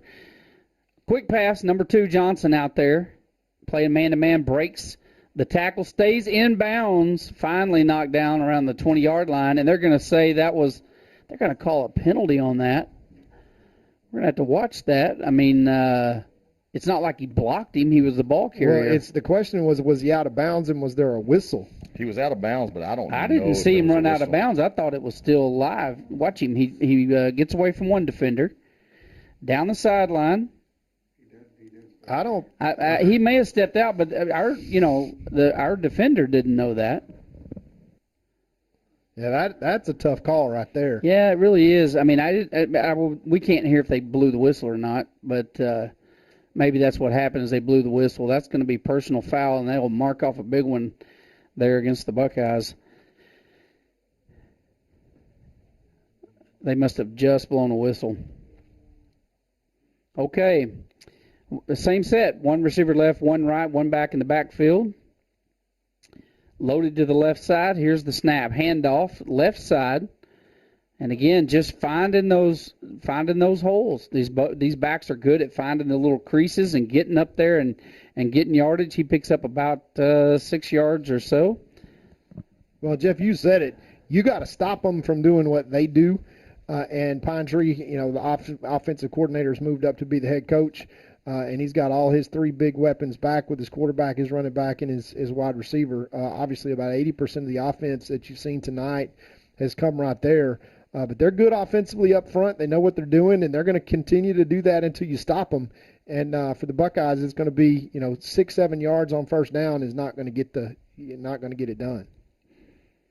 All right, here's the snap. They hand it off once again up the middle. This time Buckeyes all over it. And then so Pine Tree says, okay, well, they finally figured it out, so now we'll just bounce to the outside or something like that. Yeah, it was 3rd and 3. They'll try to get the now. They think they've got points right here with the field goal kicker that they have. So really, really big play in the overall picture of the game here, Jeff. In this 3rd down play in 3, if they can go in and get points here and score a touchdown, they can go up 3 scores. Which is going to be significant for the Buckeyes because now you got to find a way to stop them. This is going to be a pass to number 2, or Todd will eat his hat. Yeah, I think so too. 1 receiver to the left, 2 to the right. Watch the bottom of your screen down here, number 2. And here dropping back, going to the left side to the corner. And was he able to reel that one in? Nope, he missed it. So we gave him a first down because we jumped off sides. We jumped. Yeah. Yep, that's actual laundry on the. That's a flag on the play. So that's a lucky break for Pine Tree and unfortunate for the Buckeyes. Well, another penalty that kind of bails them out on 3rd down, and it's just smart football by Pine Tree that they go with a hard count and they turn an unsuccessful play in a 3rd down into a 1st and goal. And once again, they eat more clock. We're 5:42 left now to play in the first half, and the Buckeyes in danger of going down 3 scores.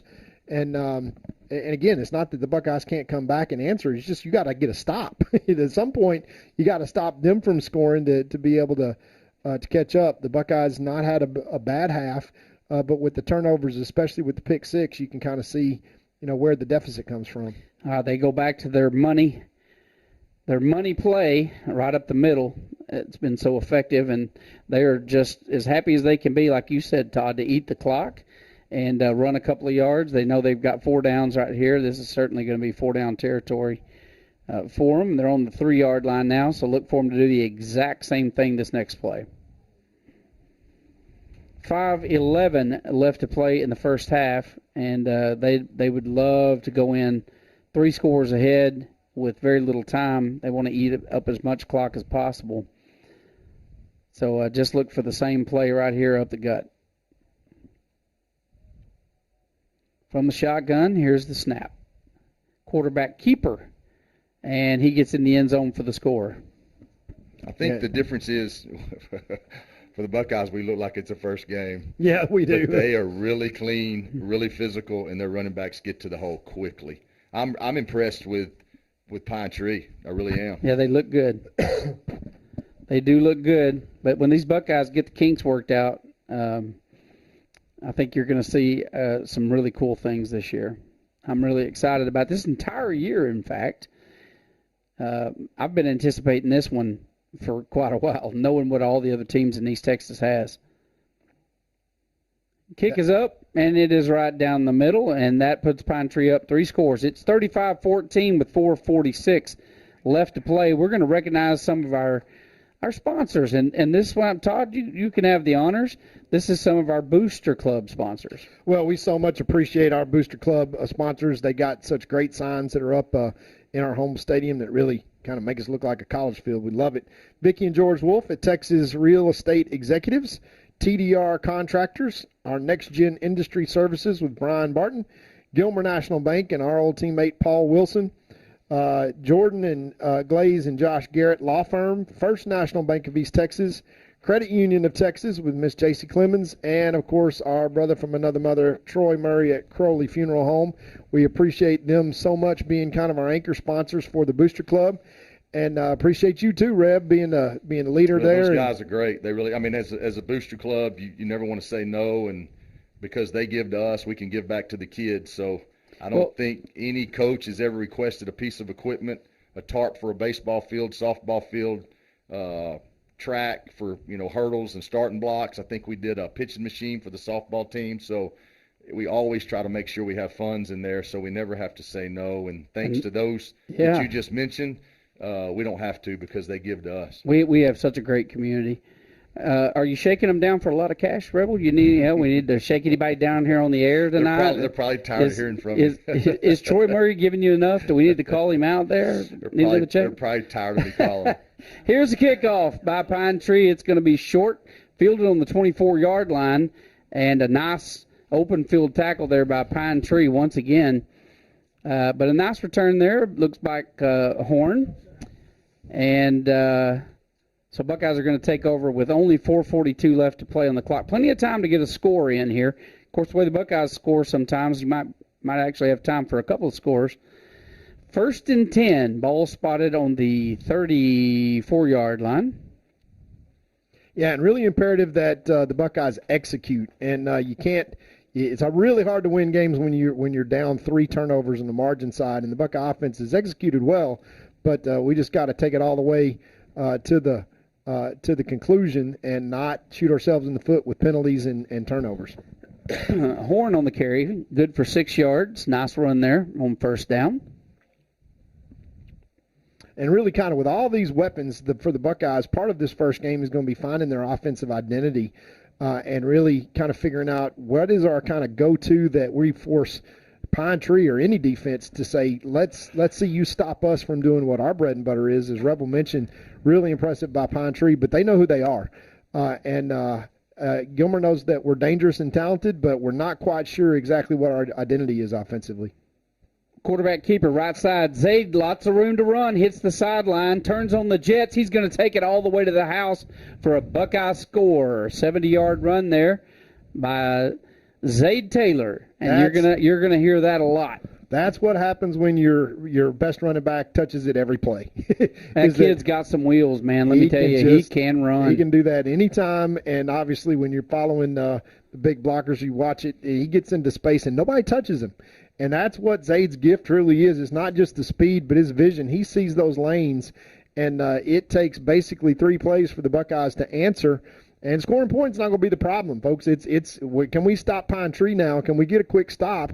This might be a time for another, big play on special teams and us pull the onside kick and try to get this down to a 1-score game or even possibly less. Heck, there's crazier things that happen with 3:50 left in a half that the Buckeyes wind up going in and tied at halftime. All right, the kick is up and good. So the Buckeyes fighting their way back into this game. It's 35-21 with 3:50 left to play in the first quarter. I'm anticipating possibly another onside kick when we come back. We'll be right back after these messages.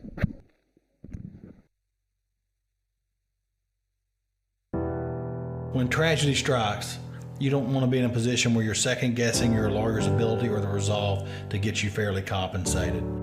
When you hire Godarzi & Young, you know you're hiring a law firm that has nationally ranked settlements and verdicts. We have over 2 decades of experience holding 18-wheeler companies accountable for their negligent action. Don't make the mistake of hiring anybody else. Hire the best. Hire Godarzi & Young.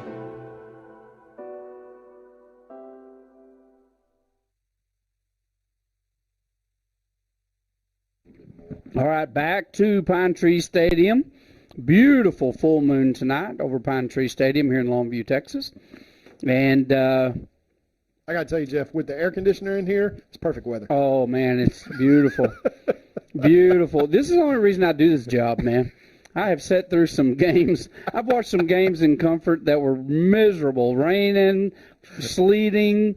I'll never forget the one down in where was it? It was Nacogdoches, I think, or SFA. Playing Maybank. Oh, you remember that? That was the worst, that was man. A monsoon. That was the worst.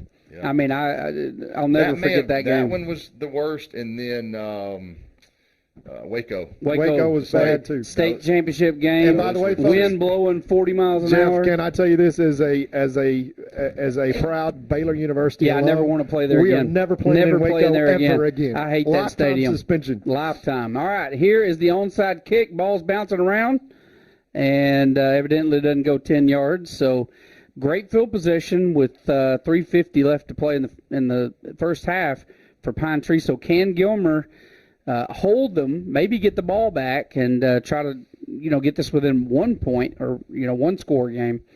It's 35-21 right now. Pine Trees look really good on offense tonight, and they've exploited the edge. Then they've worked up the middle. They've been able to throw the ball successfully. So got a little work to do defensively, but I have faith in my Buckeyes.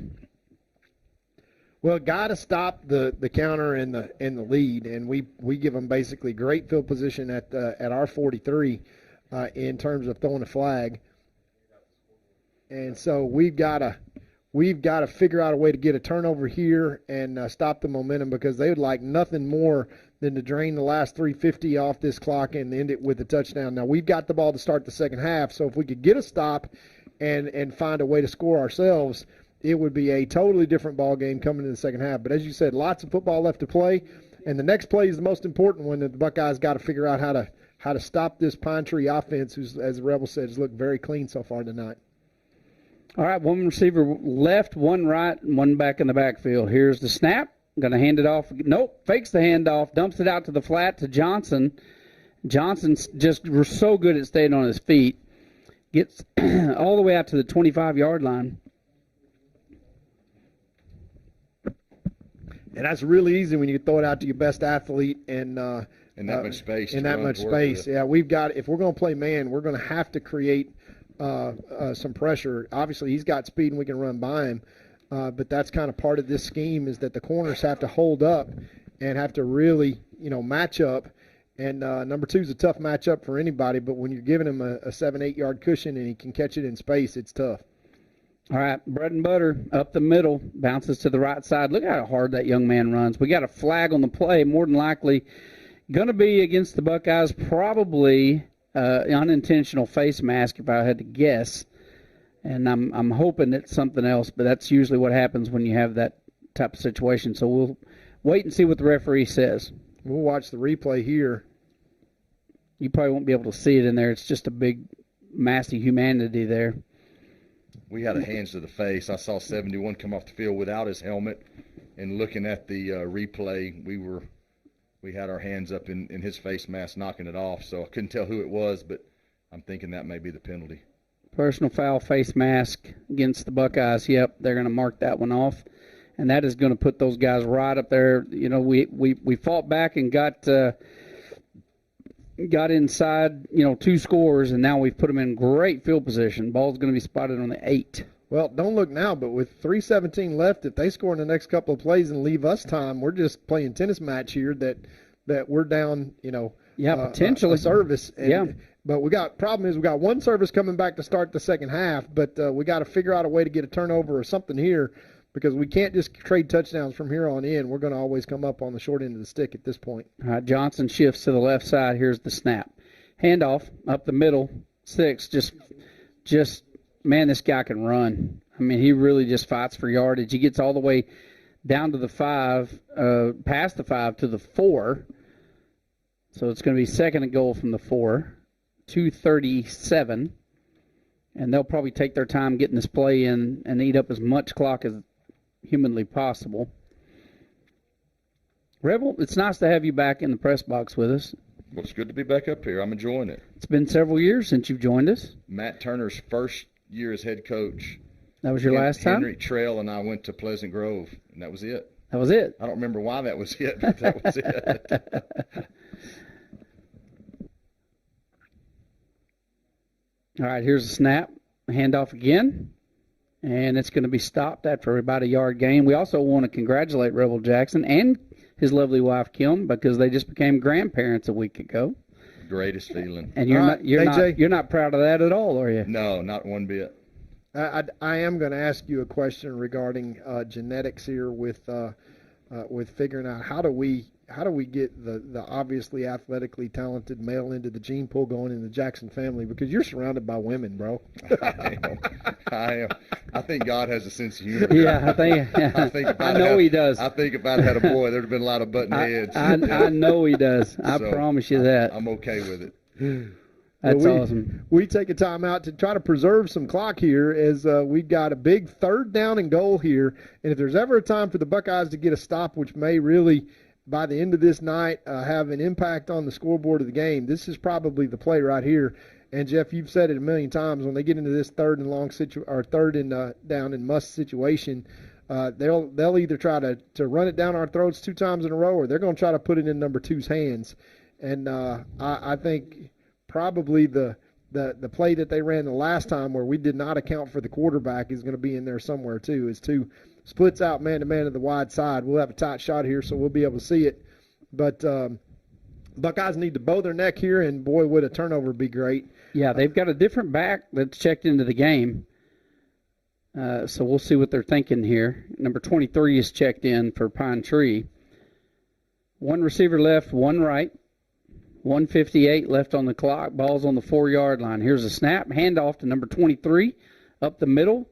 Follows his blockers to the 2.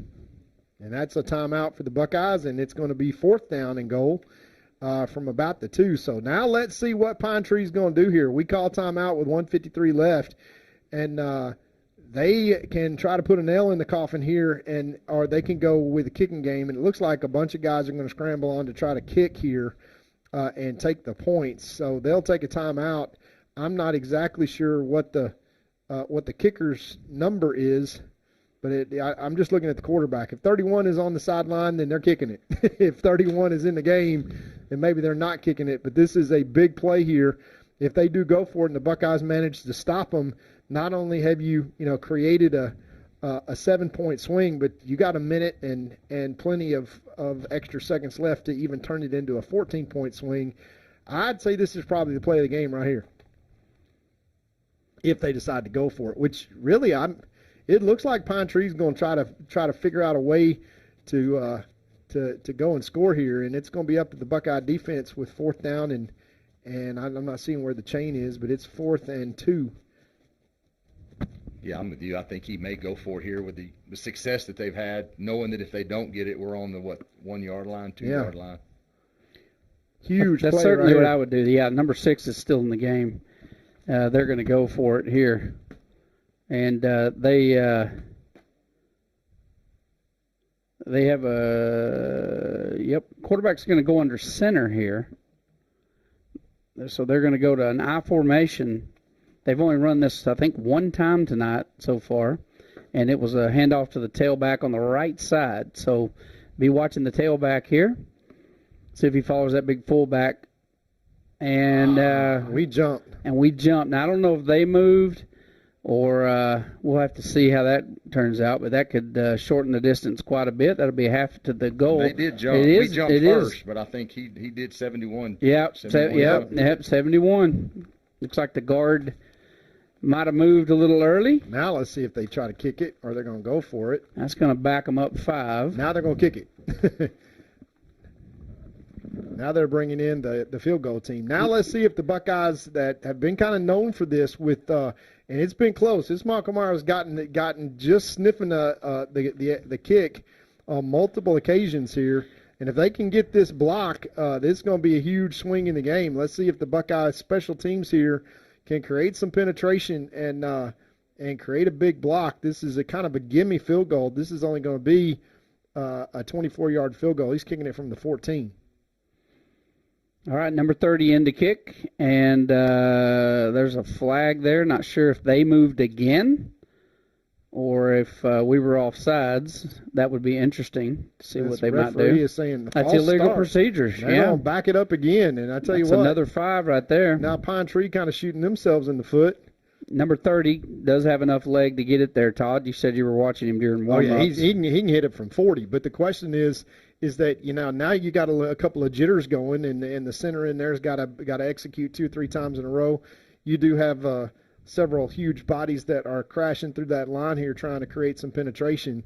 And this is a heck of a lot better than 3rd and goal from the 2, I'll tell you that.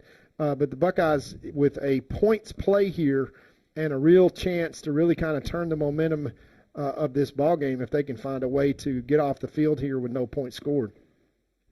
All right, let's see if the Buckeyes can get some penetration. They do get in there, but not quick enough. That is good for 3. And so Pine Tree's going to go up 3 more. That's going to be 38-21 with 1:37 left to play in the first half. We'll be right back. Chad Burkhalter and Gary Vestal are your Gilmer Edward Jones financial advisors. We're all about financial investments, but we also value the investments of time, patience, and encouragement our young athletes receive from their coaches, teachers, and mentors. That's why Chad and Gary are proud sponsors of our state champion Gilmer Buckeyes. Call 843-2023 or 843-5794 or visit edwardjones.com for all your investment needs. Edward Jones, member SIPC. All right, back to Pine Tree Stadium. We got 1:37 left. Now, the Buckeyes have been scoring pretty quick. I don't think we've run more than 15 offensive plays the entire half. Try 11. 11, okay. So 1:37 is certainly enough time to score. They've put up 3 scores in 11 plays. Of course, one was a kickoff return for a 100-yard kickoff return, I might add. But 38-21, we want to come in. We'd much rather it be, 28-38 going in. But the Buckeyes did do a good job there of backing them up, making Pine Tree only settling for 3. Here is the kickoff, and they are going to boot it down to about the 23-yard line. Going to be returned down the left side by Horn, who refuses to go down. Still fighting his way forward. Gets out across the 35 to the 36. So let's see if the Buckeye offensive unit can come in here with 1:27 and work their way down the field 65 yards and possibly get a score. Well, you see with guys like Zayd Taylor that can just take a quarterback snap around the right-hand side and go 60-plus yards as he did the last time that he touched it. The Buckeye offense is explosive enough that they can score anytime from anywhere. That's not the question. The question is can you get those stops? The Buckeyes get half a stop on that last drive and force Pine Tree into a field goal situation, but they execute. And hats off to Pine Tree so far tonight. They've taken advantage of every opportunity the Buckeyes have given them, but the Buckeyes not out of this one by a long shot. Here's the snap, complete to number 4, left side, and he wisely gets out of bounds, saves some of that clock. And they're gonna try that a lot. That was Garrett on the reception, gets the first down and stops the clock. And we will, you know that Pine Tree's going to be playing loose. They're going to be back in the back. 3 receivers wide to the right, 2 to the left. Zayd Taylor in the backfield by himself in the shotgun. Here's the snap. Drops back, under pressure. Inside, number 4, Garrett. If he would have just cut that out just a little bit, he could have got out behind those blockers. He kind of took it a little too far to the right, ran right into the defenders, but he had a nice wall in front of him, and that could have been really, really big yardage there. Gain of about 2, 2nd and 8. Clock's running, and we are down to 1 timeout left, which you want to kind of save. 54 seconds left. 2 receivers to the right, 2 to the left.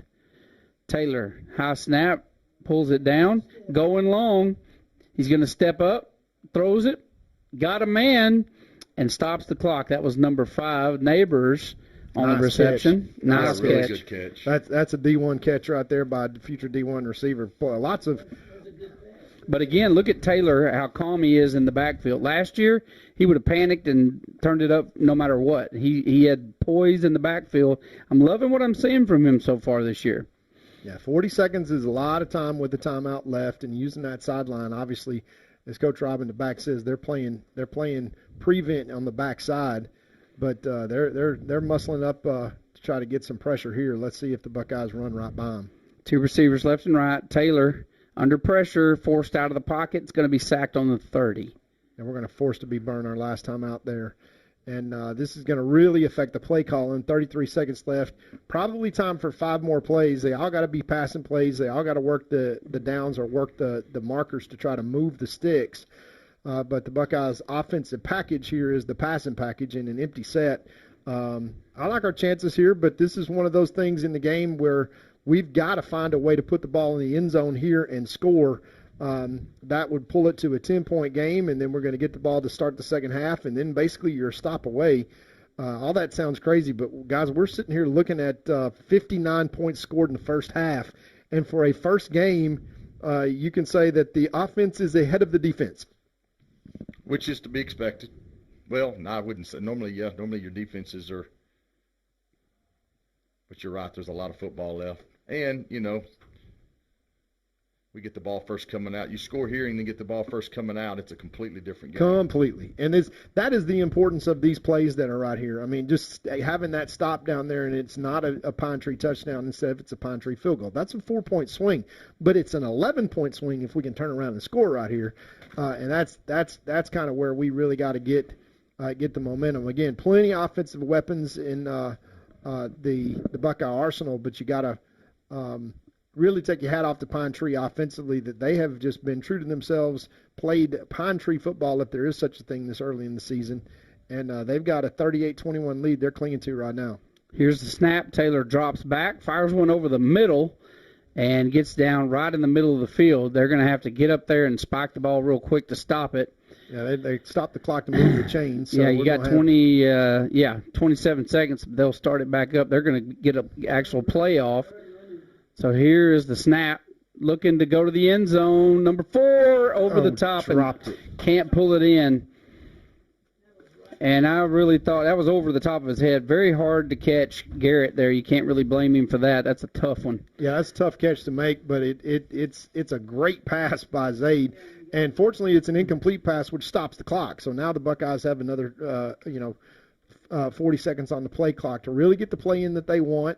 19 seconds left, and this is a second down. So you're going to get at least 3 shots to be able to continue this drive. But no timeouts left for the Buckeyes, so it's going to be about execution mode here on the Gilmer side. Well, you got to go to the end zone if you want to, because you want a touchdown or an incompletion to stop the clock. That's your chance. Look at this. Look at this room. Look at all the room. Look at that spin down to the 2-yard line. Now they got to get up. We got 10 seconds. They got to move the chains.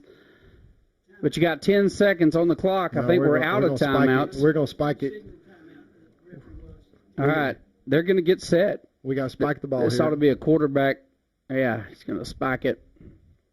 So 5 seconds left on the clock. You got time for one more play. What are you going to do right here, guys? You're going to bring in big number one, and you're going to figure out a way to put the beef into the game, and you're going to try to say, let's power this football in. Now, they stopped him on his first run. Now, I'm not talking about giving him the ball. I'm talking about following him, blocking Well, him. I'm interested to see if they might not hand it to him. I don't know. Horn is in the game. Number one checks into the game. Probably looks like he's going to be a H-back. Yeah, number 44, Davion King, is also. That's a lot of humanity. That is a lot. Backfield. They've got some big boys on their side. This is going to be interesting. I can't wait to watch this. Let's see if they pull around the left side and have Zaid just try to follow the train in with number 1 and number 44 and the timeout's going to come from Pine Tree on this one, which is what I would do too. And say, I would be thinking, hey, wait a minute. Hold the phone. What do you want to do here?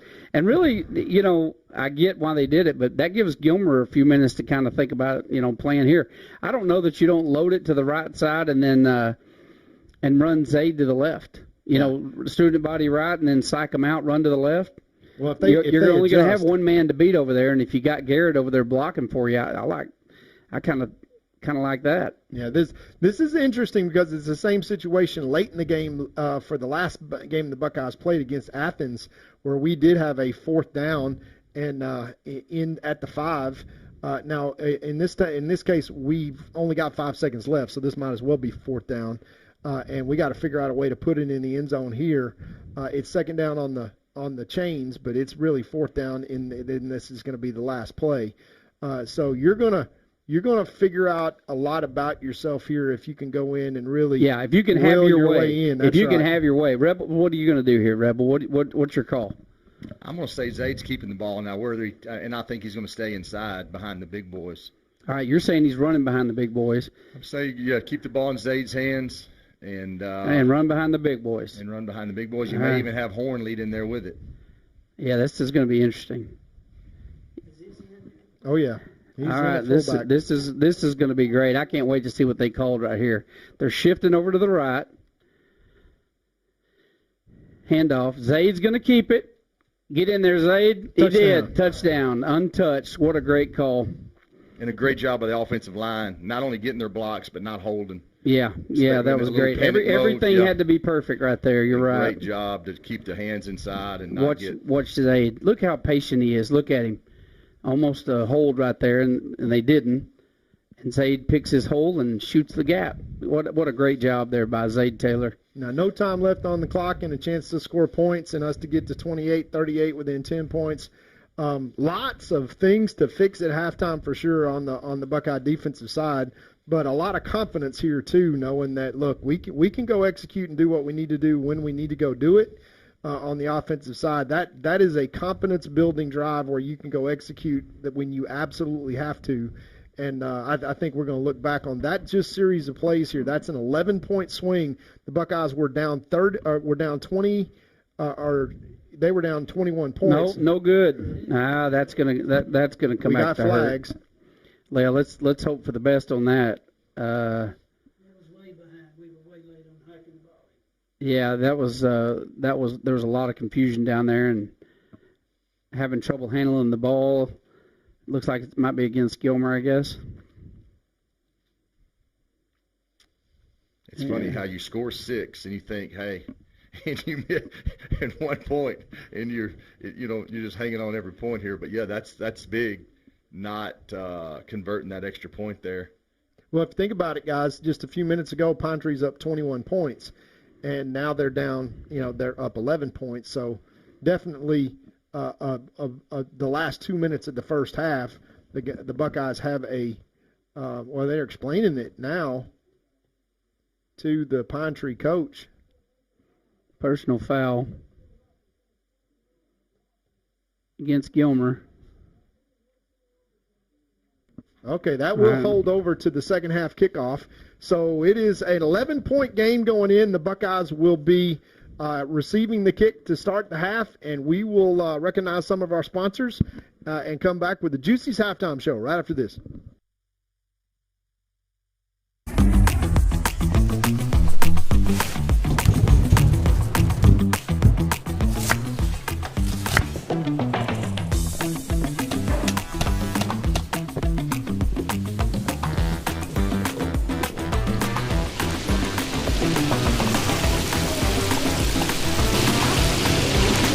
Don't settle for the other guys when you could have the best.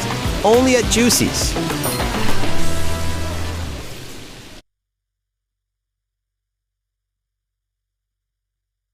Banking the Texas way. With strength, trust, and hometown pride. Deposits that work harder. Backed by neighbors who care. Your hometown bank is right here in Gilmer, Texas. 795 Highway 271 North. Texas Heritage National Bank. Member FDIC.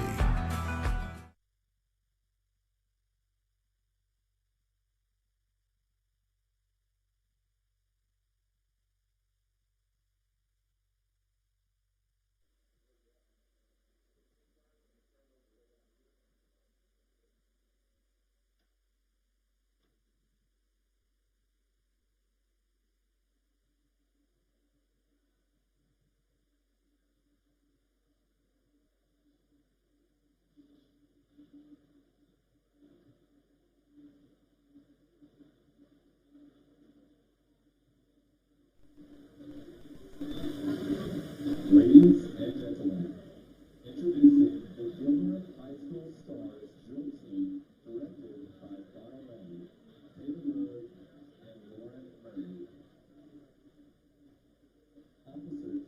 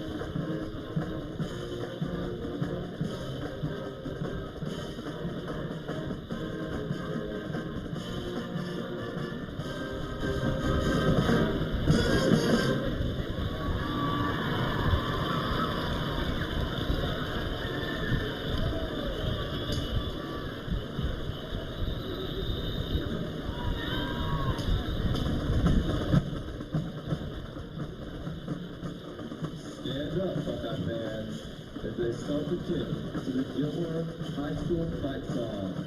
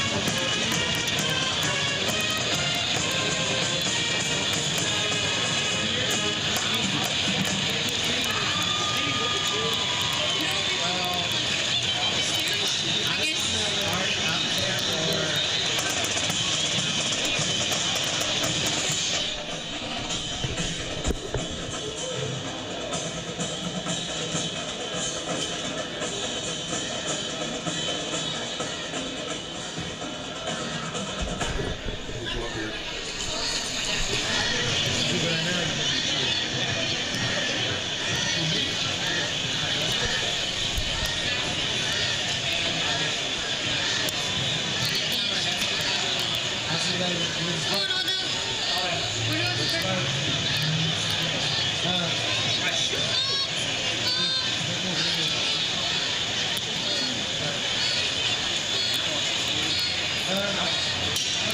gonna pass me, dog. She got some.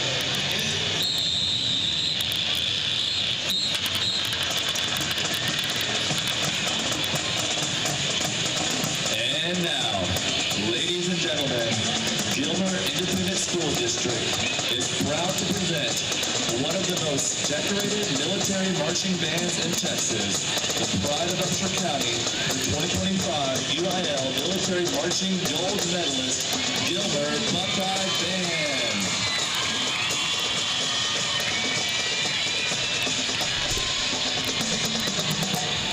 And now, we feature the GHS Majorettes as they perform a dance twirl routine to Alive and Amplified.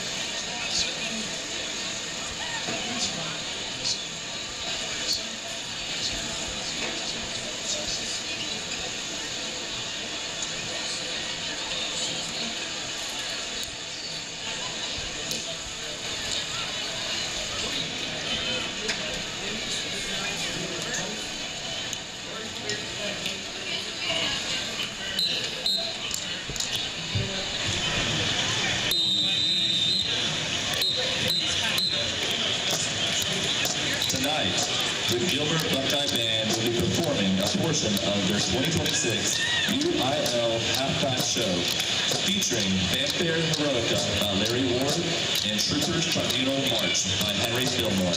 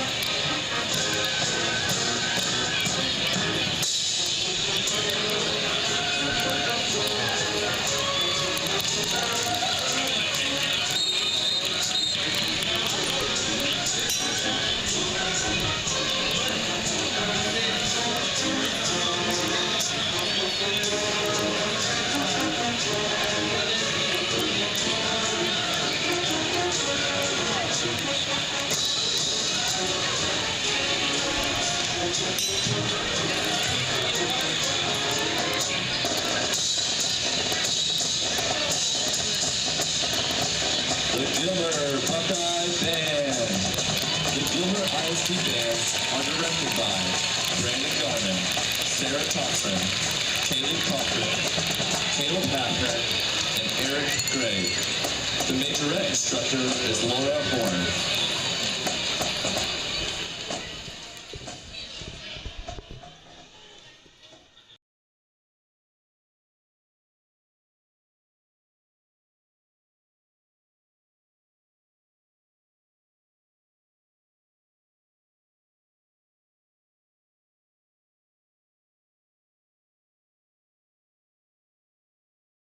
Need an oil change? Try the new Buckeye Express Lube, 1 mile from Gilmer on Highway 300. Oil and filter changes, fluid top-offs, multi-point inspections, and tire rotation and repair are just a few of the services they offer. Best of all, you can watch TV and enjoy a complimentary snack while you wait. Jason Horton, a former Marine, thank you for your service, has over 30 years of experience in the business and guarantees the best service in town. Next time you need an oil change, think Buckeye Express Lube on Highway 300.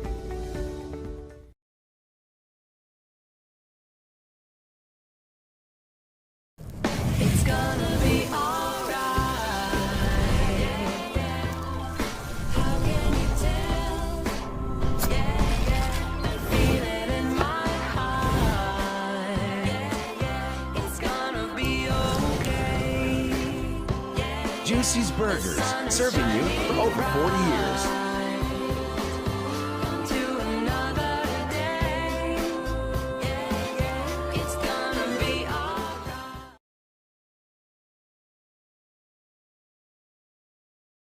La Finca Mexican restaurant is my favorite restaurant in the world. An East Texas favorite for over 37 years.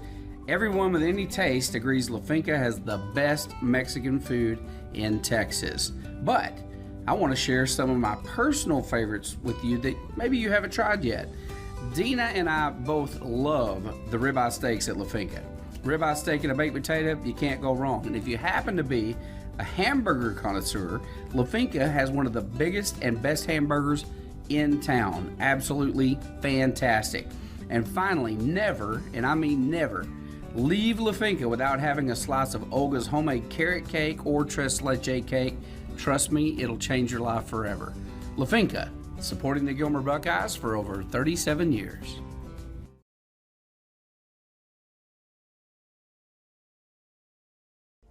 Feeling under the weather, Buckeye fans? Come on down to Core Health Systems at Community Health Corps, 101 West Madison Street in Gilmer. No appointment needed. Our walk-in clinic is ready to get you back in the game. Call 903-843-5518 today. Your health is our priority.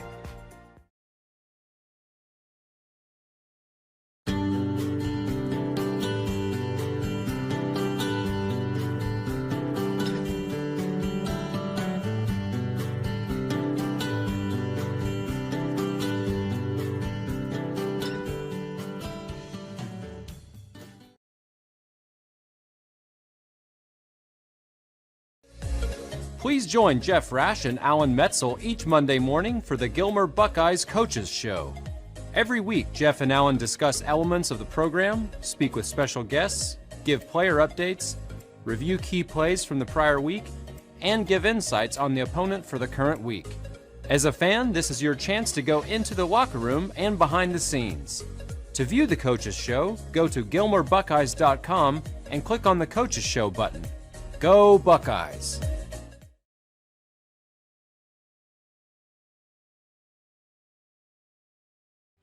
Two-time Hall of Fame inductees, Brent Godarzy and Marty Young. Back-to-back #1 trucking firm in the nation. Back-to-back best attorney and best law firm in East Texas.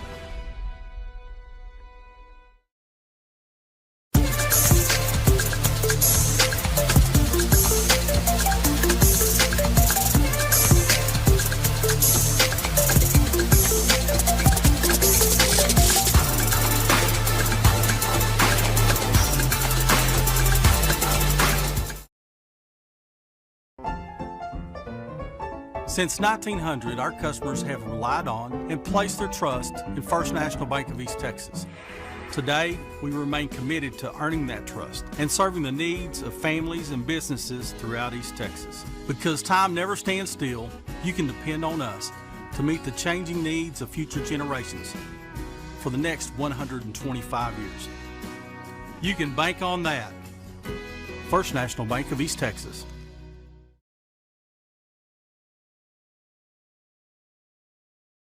There's a real advantage to being a Gilmer National Bank customer. From the low fees on commercial loans and the hassle-free process and ease of local decisions. If you appreciate personal service and great savings rates, no matter what your age, come see us today in Gilmer or Longview, where the pace is a little slower and the smiles a little brighter. Because we want to hear you say, Gilmer National Bank. That's my bank. Gilmer National Bank, Equal Housing Lender, member FDIC.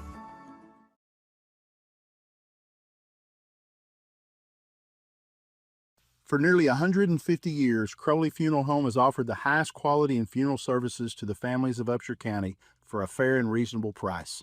Led by Gilmer graduate Troy Murray, our staff stands ready at all times to tenderly guide your family in their time of need in all aspects of funeral planning, such as pre-need and at-need, and all types of services from cremation and memorial services to traditional funerals, with attention to every detail. At Crowley Funeral Home, we've been treating families as our own since 1883.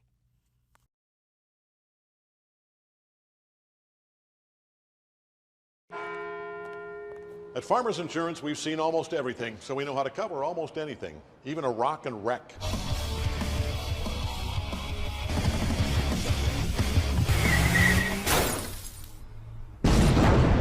Yeah! He rocked and rolled right into it, but we covered it. At Farmers, we know a thing or two because we've seen a thing or two. We are farmers. Bum, bum, bum, bum, bum, bum.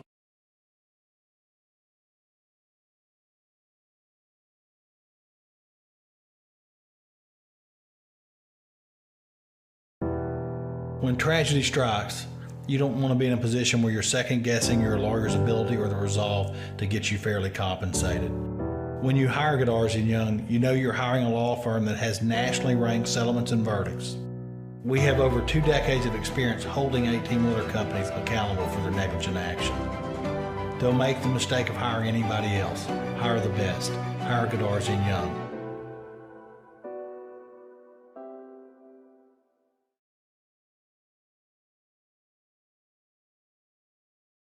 Chad Burkhalter and Gary Vestal are your Gilmer Edward Jones financial advisors.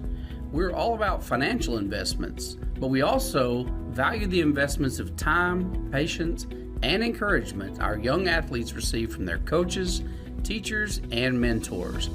That's why Chad and Gary are proud sponsors of our state champion Gilmer Buckeyes.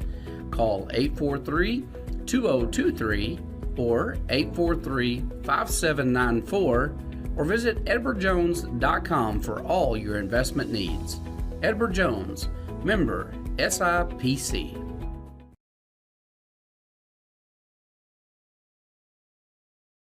Banking the Texas way, with strength, trust, and hometown pride. Deposits that work harder, backed by neighbors who care. Your hometown bank is right here in Gilmer, Texas, 795 Highway 271 North. Texas Heritage National Bank, member FDIC.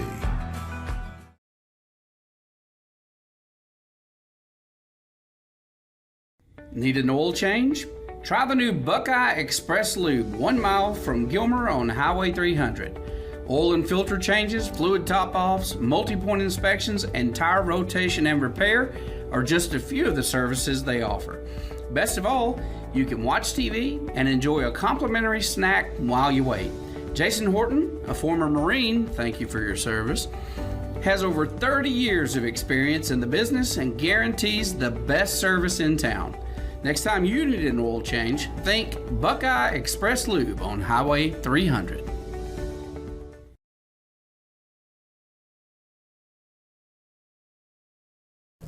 It's gonna be alright.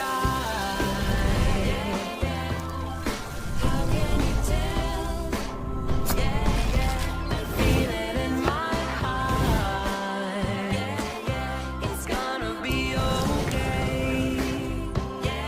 Lucy's Burgers, serving you for over 40 years.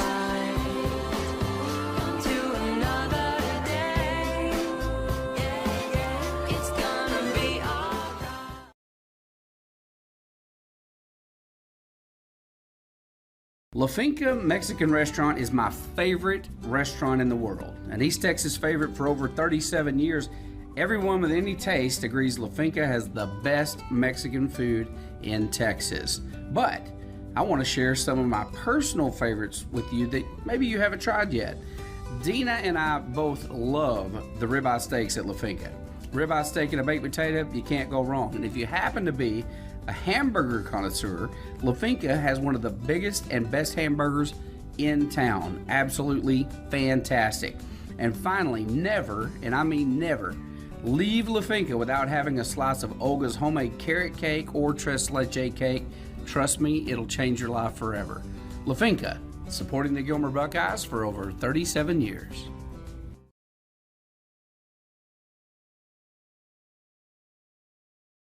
Feeling under the weather, Buckeye fans? Come on down to Core Health Systems at Community Health Corps, 101 West Madison Street in Gilmer. No appointment needed. Our walk-in clinic is ready to get you back in the game. Call 903-843-5518 today. Your health is our priority.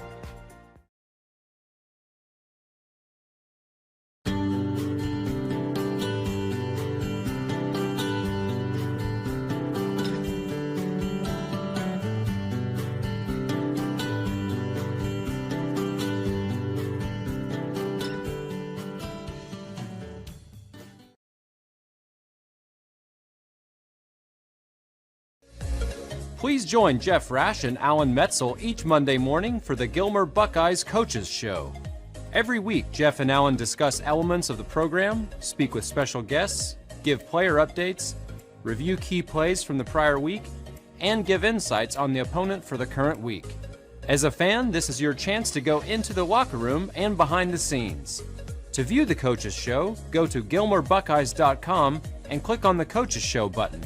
Go Buckeyes!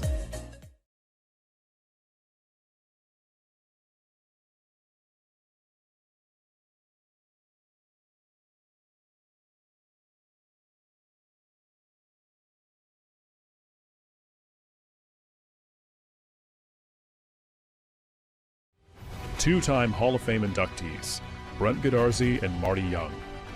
Back-to-back #1 trucking firm in the nation.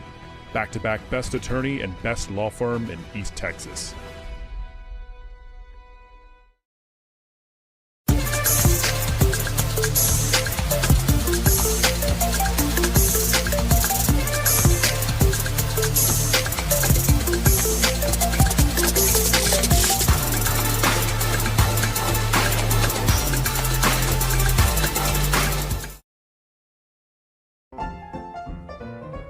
Since 1900, our customers have relied on and placed their trust in First National Bank of East Texas. Today, we remain committed to earning that trust and serving the needs of families and businesses throughout East Texas. Because time never stands still, you can depend on us to meet the changing needs of future generations for the next 125 years. You can bank on that. First National Bank of East Texas.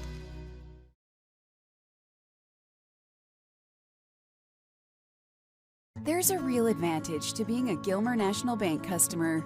From the low fees on commercial loans and the hassle-free process and ease of local decisions. If you appreciate personal service and great savings rates, no matter what your age, come see us today in Gilmer or Longview, where the pace is a little slower and the smiles a little brighter. Because we want to hear you say, Gilmer National Bank, that's my bank.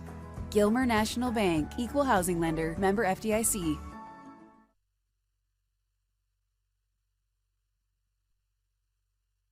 For nearly 150 years, Crowley Funeral Home has offered the highest quality in funeral services to the families of Upshur County for a fair and reasonable price. Led by Gilmer graduate Troy Murray, our staff stands ready at all times to tenderly guide your family in their time of need in all aspects of funeral planning, such as pre-need and at-need, and all types of services from cremation and memorial services to traditional funerals, with attention to every detail. At Crowley Funeral Home, we've been treating families as our own since 1883.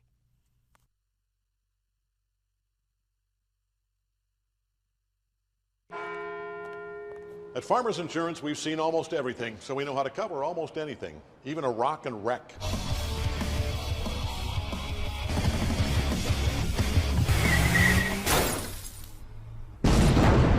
Yeah! He rocked and rolled right into it, but we covered it. At Farmers, we know a thing or two because we've seen a thing or two. We are farmers. Bum, bum, bum, bum, bum, bum.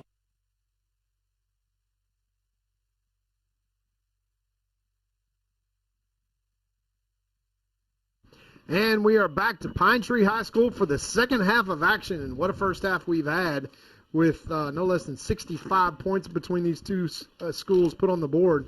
We've got some statistics from our guru of stats, Mr. Joe Dodd, here that we'll review. But in the meantime, Pine Tree is going to kick it off after the 15-yard penalty from the Buckeye 45.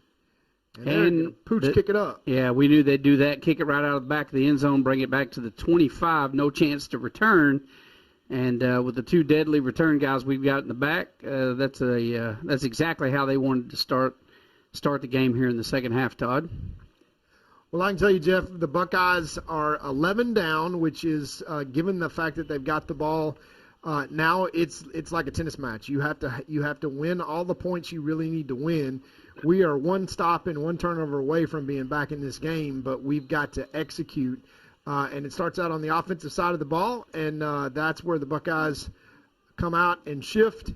And it's where we're going to be here tonight with Zay Taylor taking the ball to start the second half. Two-back set, handoff left side, Neighbors, room to run, picks up, hits the first down marker. I think he's going to get the first down there. He's had two sweeps tonight, both of them for first downs. And a hard runner. I hope he gets to touch the ball a lot more. Oh, he will. I don't think you have to worry about that. He is one of the many weapons that this explosive Buckeye offense has. We moved the chains to get it out to the 34-yard line to start this second half. And like Rebel said at the top of the show, it's going to come down to conditioning and execution. And we have a stoppage already as they blow this ball dead. And I think it's just... I think they were just... down. It was short. Was it short? Oh, they're going to say he was little short. Okay. Gonna bring up second. What, one? Yep, second and. Well, it's a first. Second and a little bit. Yeah, it is the first game of the season for the chain crew too. Second and one. Here we go. One back set. Three receivers right, one left. Taylor from the shotgun sends a man in motion. Handoff up the middle. Gets the 1 yard they need, and out to the 37-yard line. That's going to move the chain, stop the clock. Yards hadn't been easy to come by up inside there either tonight. They really haven't. Defensive line there for Pine Tree doing a good job of containment. And we've got another whistle because the chains aren't set on the other side.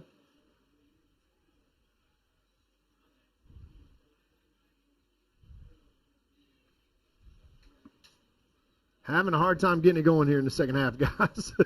Chain crew and referee and trying to remember what game this is that we're playing here early in the second half. Buckeyes moving the chains, first down and 10 from their own 37. All right, quarterback keeper up the middle. Taylor falls forward for a gain of 4. That's going to bring up 3rd and 6. Second and 6, Jeff. So we just picked up that first down. So that is a nice conservative play on first down to bring up 2nd and 6, as you say. We need to get out to about the 47 for a first down. Hurry up offense, handoff right side. Got some room. Horn, staying on his feet, gets out to about the 46-yard line. Going to be just shy of the first down. It's going to bring up 3rd and 1. And I'll take that to start this drive from deep in our end zone with a couple of move the chain first downs and in a manageable 3rd and 1. Buckeyes able to get the edge kind of whenever they want it. Obviously, they kind of have the depth and speed advantage, which will start to show its head the further along we go in the second half. But execution is important, and we've got a wildcat formation. Yeah, Neighbors goes into the quarterback slot. Taylor becomes the running back, and Neighbors dives forward across the 50, gets the first down. He's a big kid. I think, Todd, 195, 200 maybe? 6'2", 195, I believe. He's a big kid and runs well for that size. Yeah, he's about 200 pounds. He's bigger than he looks, and the weight program that he's been in, he's worked hard all summer, has really paid dividends. Pass intended for Neighbors. Great job by the corner there, number 15 for Pine Tree, reaching out, batting that one down. That's kind of a dangerous pass. The Buckeyes moving the ball here into Pine Tree territory to start this second half. Down 11, they can really climb back in it here, but they got to execute. And 2nd and 10 is not exactly where they've been for these first couple of series, but into Pine Tree territory now. Let's see if they can figure out a way to keep it on the ground and make that up. All right, here's the snap. Taylor drops back, rolls to his left side, pursued from the backside, turns it upfield. Look at this. Out into open field, cuts it back up the middle. Look at this guy run to the 20-yard line, and big first down and big yardage. Taylor a little slow to get up. That reminded me of a Tecmo Bowl game. You remember the it did. Nintendo Tecmo Bowl? That's what that looked like. Looks like more of a cramp than... Yeah, you're watching him cut back across the middle here and gets tackled from behind. You hope he didn't land on his ankle or something. Looks like more of a cramp than an ankle. Yeah, they look like they're... Been inside, and you know what? We're up here and it's air conditioned, and I went downstairs to use the bathroom. It's hot. It's hot, baby. It's hot out there. So, been inside. I don't know if there's probably AC in that locker room, and then come back out here, and he'll be fine. He'll have to sit out at least one play, so Neighbors is gonna probably come in. Either Neighbors or maybe Ty Stevenson, depending on what they're wanting to do offensively here. No, it's an injury. It's an injury timeout, so they're gonna give him time to get off the field.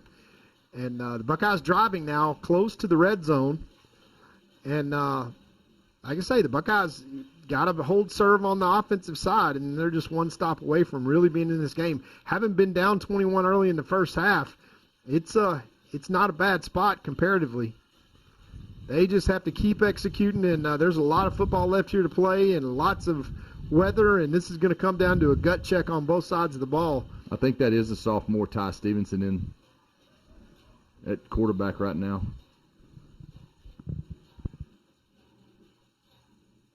All right, here's the snap. Handoff to Horn. Flag on the play, and they threw that so quick, it's either going to be offsides or illegal procedure on us. Not sure which. I think the side judge was saying offsides, but I'm not sure who it's on. Oh, it's illegal procedure. So once again, the Buckeyes, unforced errors early in the season. This is the kind of thing when it's hot and tired and everybody is trying to gut check. You can't create obstacles for yourself, and 1st and 15 is not something that can't be overcome. But when your quarterback, Zay Taylor, just went out of the game with cramps, this is where you got to just dig deep and figure out how to make things happen. All right, here's the snap. Handoff once again. Horn up the middle, running hard out across the 20 to about the 19-yard line. That gets back the penalty anyway, brings us up to, let's call it 2nd and 11. 9:26 left to here to play in the third quarter. Clock's still running. Of course, with just an 11-point affair, this is a lot closer right now than the scoreboard indicates. All right, Stevenson from the shotgun. Here's the snap. Handoff once again. 6. Horn makes his way, stays on his feet. They finally blow it dead at the 15. Picks up another 5 yards. You can win a lot of ball games 5 yards at a time. Absolutely. It's going to take some time off the clock as we're down under 9 minutes now, but 3rd down and 5 for the Buckeyes. It's probably 4-down territory, but the Buckeyes need to find a way to move the chains here on a 3rd and manageable and not have any pre-snap penalties or anything to make it harder on themselves. This would be a 1st down and goal right now had the Buckeyes not had the illegal procedure penalty a couple of plays ago. All right, Stevenson, here's the snap. Once again, up the middle, Horn bounces out to the left side. He'll score. Touchdown, Buckeyes, and they're right back in it now as they come out and go 75 yards in 6 plays, and the Buckeyes back into this one. And let's see if we go for 2 here, Jeff, and try to... Looks like Zade's coming back out on the field. Yeah, check this out. He just bounces out to the left side. What a great heads-up play there to keep his feet under him, and picks up 6 for the Buckeyes. Zade's the holder, so. Yeah, Zade's the holder. And so you never know if they're going to try to pick up that 2 again. They see an opportunity, they will. They've got some things they look for, and if they see what they like, they'll go for 2. Otherwise, they'll kick the extra point. There's the snap. It's a good hold, clean. Everything looks great, and that is good. So here we are, 38-34. Gilmer Buckeyes working their way right back up into this football game. 8:19 left to play in the third. We'll be right back.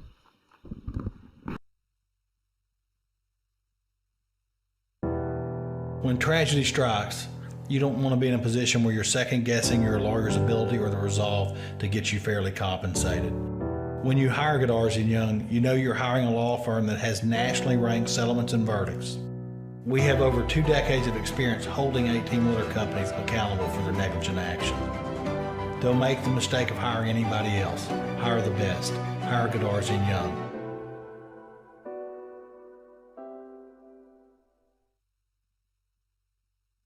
All right, back with some first half stats from the guru, Joe Dodd.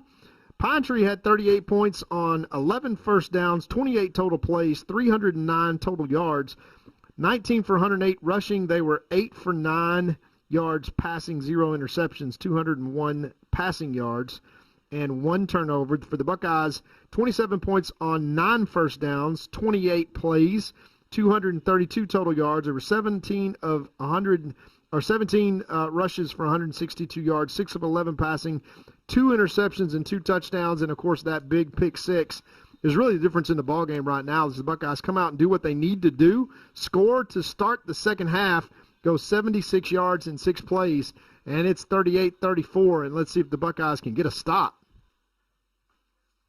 All right, high pooch kick over to the left side, fielded on the 25-yard line, and he's going to be forced out of bounds, or tackled rather, at around the 35.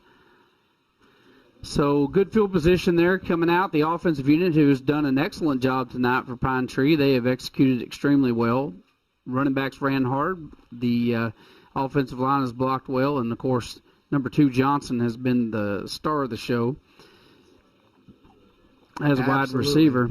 Yeah, Jeff, and let's see now as we get into heat time, cramp time. Obviously, these guys are all over the field, not moving like they were before to start this game. It's hot down there on the turf, but you got 3 Goods that are basically carrying the load for Pine Tree, and the Buckeyes got to find a way to get stops, as you got to think time's on their side.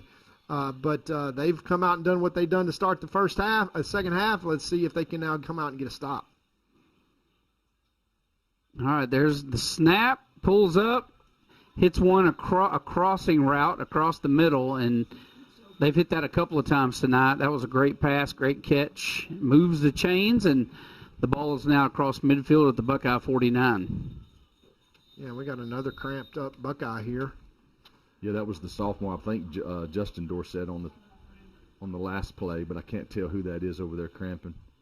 Yeah, we'll take a timeout here and come back with a first down for Pine Tree just inside Buckeye territory. We'll be right back. Chad Burkhalter and Gary Vestal are your Gilmer Edward Jones financial advisors. We're all about financial investments, but we also value the investments of time, patience, and encouragement our young athletes receive from their coaches, teachers, and mentors. That's why Chad and Gary are proud sponsors of our state champion Gilmer Buckeyes. Call 843-2023 or 843-5794 or visit edwardjones.com for all your investment needs. Edward Jones, member SIPC. Back to the action here as Pine Tree's got it in Buckeye territory, 1st and 10. All right, 1st and 10 for the Buckeye 49. Two receivers left, one back in the backfield. Quarterback takes the snap, handoff up the middle, and this time Buckeyes all over that one. It's amazing. They'll get him wrapped up at the line of scrimmage like he's not going anywhere, and then somehow he finds 2 yards. Yeah. You're right. He does keep his feet under him, and he attacks that line of scrimmage.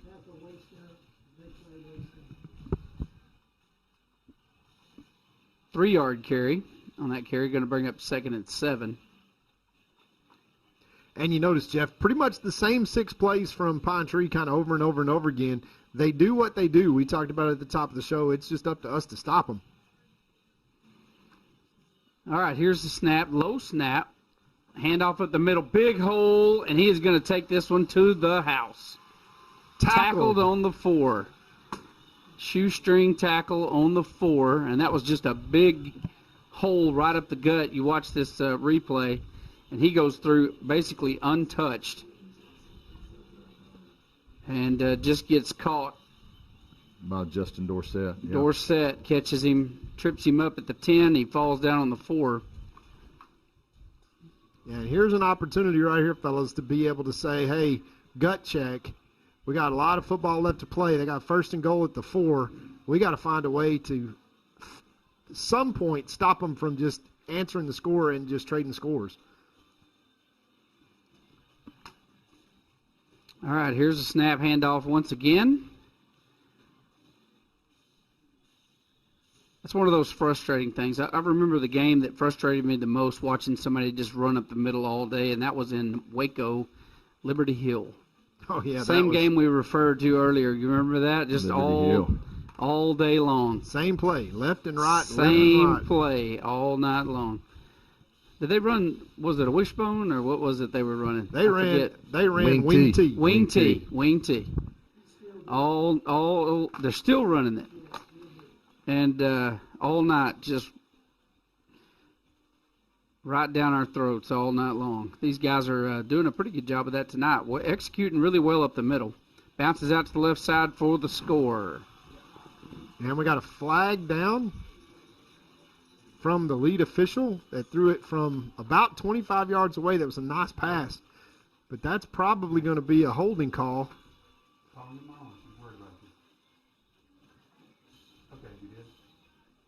Let's see what the penalty flag is here. Holding. That's holding against Pine Tree, and that is a big one, folks. That's going to take a touchdown off the board, and that's going to back them all the way up to 2nd and goal from the 12. This is exactly what we were talking about, is here's an opportunity to find a way to get a stop. Buckeyes back in this game now, down 4. And if they can even force a field goal, it's a 1-score game. But the Buckeyes have the opportunity here. Is that is a big call for a hold. It's going to back them up to 2nd and goal from the 12. See if the Buckeyes can keep that momentum and have a tackle for a loss here. 2 receivers left, 1 right, 1 back. In the backfield from the shotgun motion, it's Johnson. Looking to pass, drops back, goes to the left side corner of the end zone, touchdown. Goodness gracious, that is. And Garrett grabbing his legs, I think he caught a cramp. Right when he shouldn't have. Yeah, right at the worst time. Number 6 on the score for Pine Tree. And Garrett is going to need a trainer out here in the end zone. And while they're attending to him, we'll take a quick commercial break. We'll be right back.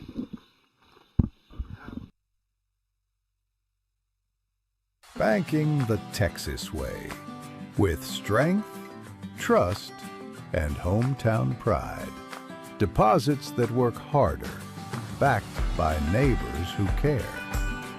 Your hometown bank is right here in Gilmer, Texas, 795 Highway 271 North. Texas Heritage National Bank, member FDIC.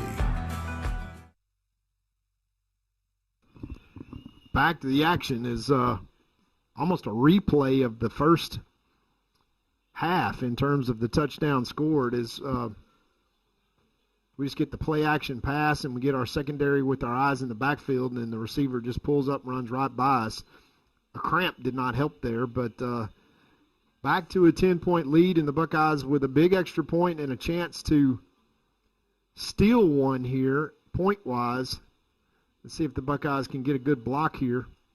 They've come close on several of these extra points, but there have been lots of extra points to get a block attempt on, that's for sure. Track meet broke out here tonight. All right, kick is up and good. So Pine Tree's going to go up once again, 45-34. 5:52 left to play in the third quarter. We'll be back after this commercial break. Need an oil change? Try the new Buckeye Express Lube, 1 mile from Gilmer on Highway 300. Oil and filter changes, fluid top-offs, multi-point inspections, and tire rotation and repair are just a few of the services they offer. Best of all, you can watch TV and enjoy a complimentary snack while you wait. Jason Horton, a former Marine, thank you for your service, has over 30 years of experience in the business and guarantees the best service in town. Next time you need an oil change, think Buckeye Express Lube on Highway 300. And we're back here as the Buckeyes come out and score on their opening drive, and right behind it, Pine Tree comes back and scores on their first drive, and we're right back to an 11-point game as the Buckeyes got to find a way to get stops. They cannot continue to just play ping pong back and forth in the tennis serve, but who would have thought here that we've got a 79-point total with 5:52 still to play in the third quarter here. And once again, the Buckeye return men back, and I think they'll probably kick this one short once again. But now the Buckeyes once again in a 2-score position, unable to get the stop that they need to basically go in and have an opportunity to take the lead. Some tells me that this is going to be a battle of attrition as we find all of these guys down and cramping, and the heat and the depth is just like Rebel said at the top of the show. Depth is going to come down to preparation here tonight. And long kick, fielded on the 8-yard line, and they're going to blow that dead. Why would they blow that dead? I'm not sure. Everything looked clean. That's got to be a re-kick. Yep. Are they saying that he fair caught that? What? It's the only reason I know they would blow the whistle, but there's no reason he would. It wasn't a high kick. It was straight to him. We're too late to. Coach Metzel is having a fit right now. Yeah, that he's he not would blow happy. that dead and call a fair catch. Why would you fair catch that? That ball never got 20 feet off the ground. We didn't see the replay. That's the kick you want to. That's the kick you want to take. I'm not sure if he wasn't calling for his blockers. Maybe him going left. If that's a fair catch, guys, right, let's see the replay. Here it is. Here's the replay. We'll see it. I didn't see it. Yeah, well, you're not going to give the ball to us at the 11-yard line. It comes out to the 25. Yeah. I'm not sure what the call is there. I can't wait to find that out. I'm sorry, but if it's a fair catch, it comes out to the 25-yard line. That evidently wasn't what it was then. Something else happened right here. I'm not sure. I've never seen that happen before. Handoff, left side, Kennedy, no place to go. He's going to get tackled for loss. How is it possible that we start at the 11? I've never seen that happen before. I don't know. I can't wait to find out from somebody. Because I'm not sure under the rules that's even possible.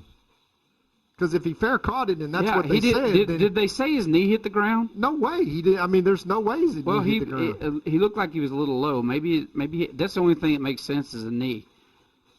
All right, nice pass across the middle. Good slant route right there. Great job. That was Neighbors on the catch, and needed that one pretty bad. Running with a little attitude and still not happy about that. Yeah. Catch. Yeah, that stretched it out a little bit. The guy's got some great hands. You're going to see a lot of good things from that young man this year. Two receivers wide left. Camara goes in motion. Zaid on the quarterback keeper, good for 4 yards.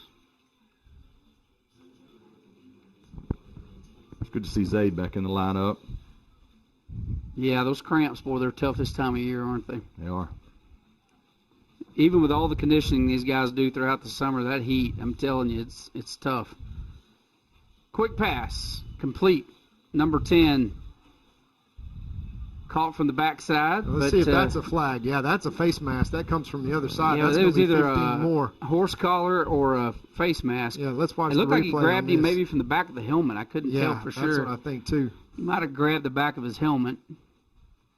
See Right. right here. It's coming. Right there. That's the horse collar. Yep. Of course, it's easy to horse collar when you reach out there and the guy's 5'8", but that's going to be 15 more yards. That's going to be tacked on to the end of that one. That's Kennedy. That was the ball carrier. Yeah, they're going to mark off 15 big ones on that. I think they feel guilty maybe for what they did on that opening kickoff. I cannot. I've been sitting here racking my brain, Jeff. I can't think of a scenario. He had to have hit his knee on the ground. That is what they have had to have called that. But watching the replay, I don't even think that was an option. I mean, it's like, what are you seeing? I realize it's the first game for everybody, but it's just a weird call. If someone has can rewind their television and go look at that in slow motion, send me a text. I'd love to know what happened on that play. Handoff, Horn, left side, cutting up field, running hard, picks up the first down. Nice run there by Horn. 4:03 left to play in the third quarter. In a game where you would think things would start slowing down, Horn is speeding up. That's right. That's good. He needs to. We got to make some stops or get a turnover here to reverse the momentum of this game. And I think that's got to be a Pine Tree timeout. Oh, it's an injury. Okay, we've got a player down. That's Caden Buller. That's down on the other side again with cramps. So we've got and guys, this is interesting. Now, I mean, we see it on both sides, but this is what happens when the heat bulb basically tells you that you're allowed to practice under 85 degrees, but in game time, you come out here and it's 110. And all of a sudden we see cramps all over the place, and that's not, pointing the finger at anybody. It's just a fact, is that normally the Buckeyes, especially early in the season, what you see is that they are in great shape because they're practicing during the heat of the day. And in this case, there's a whole lot of cramping going on, and it is hot outside, and it is hot down there on the field, and we've still got another quarter and a half of football to play, and the Buckeyes driving the football. But it would seem like Pine Tree is the team that doesn't have the same depth. But that cramp bug is biting more than one Buckeye for sure. Yeah, the cramp bug's on the white team right now. I don't think does Pine Tree have an indoor or no? I think they do. I didn't know if they practiced indoor or if they're either way. They seem to be handling the heat a little bit better than we are right now. Yeah.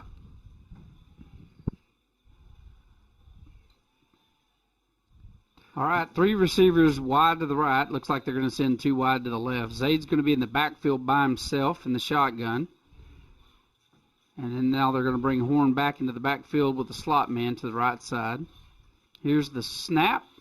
Going to go for the end zone. Oh, that's a hold. That's a hold if I've ever seen one.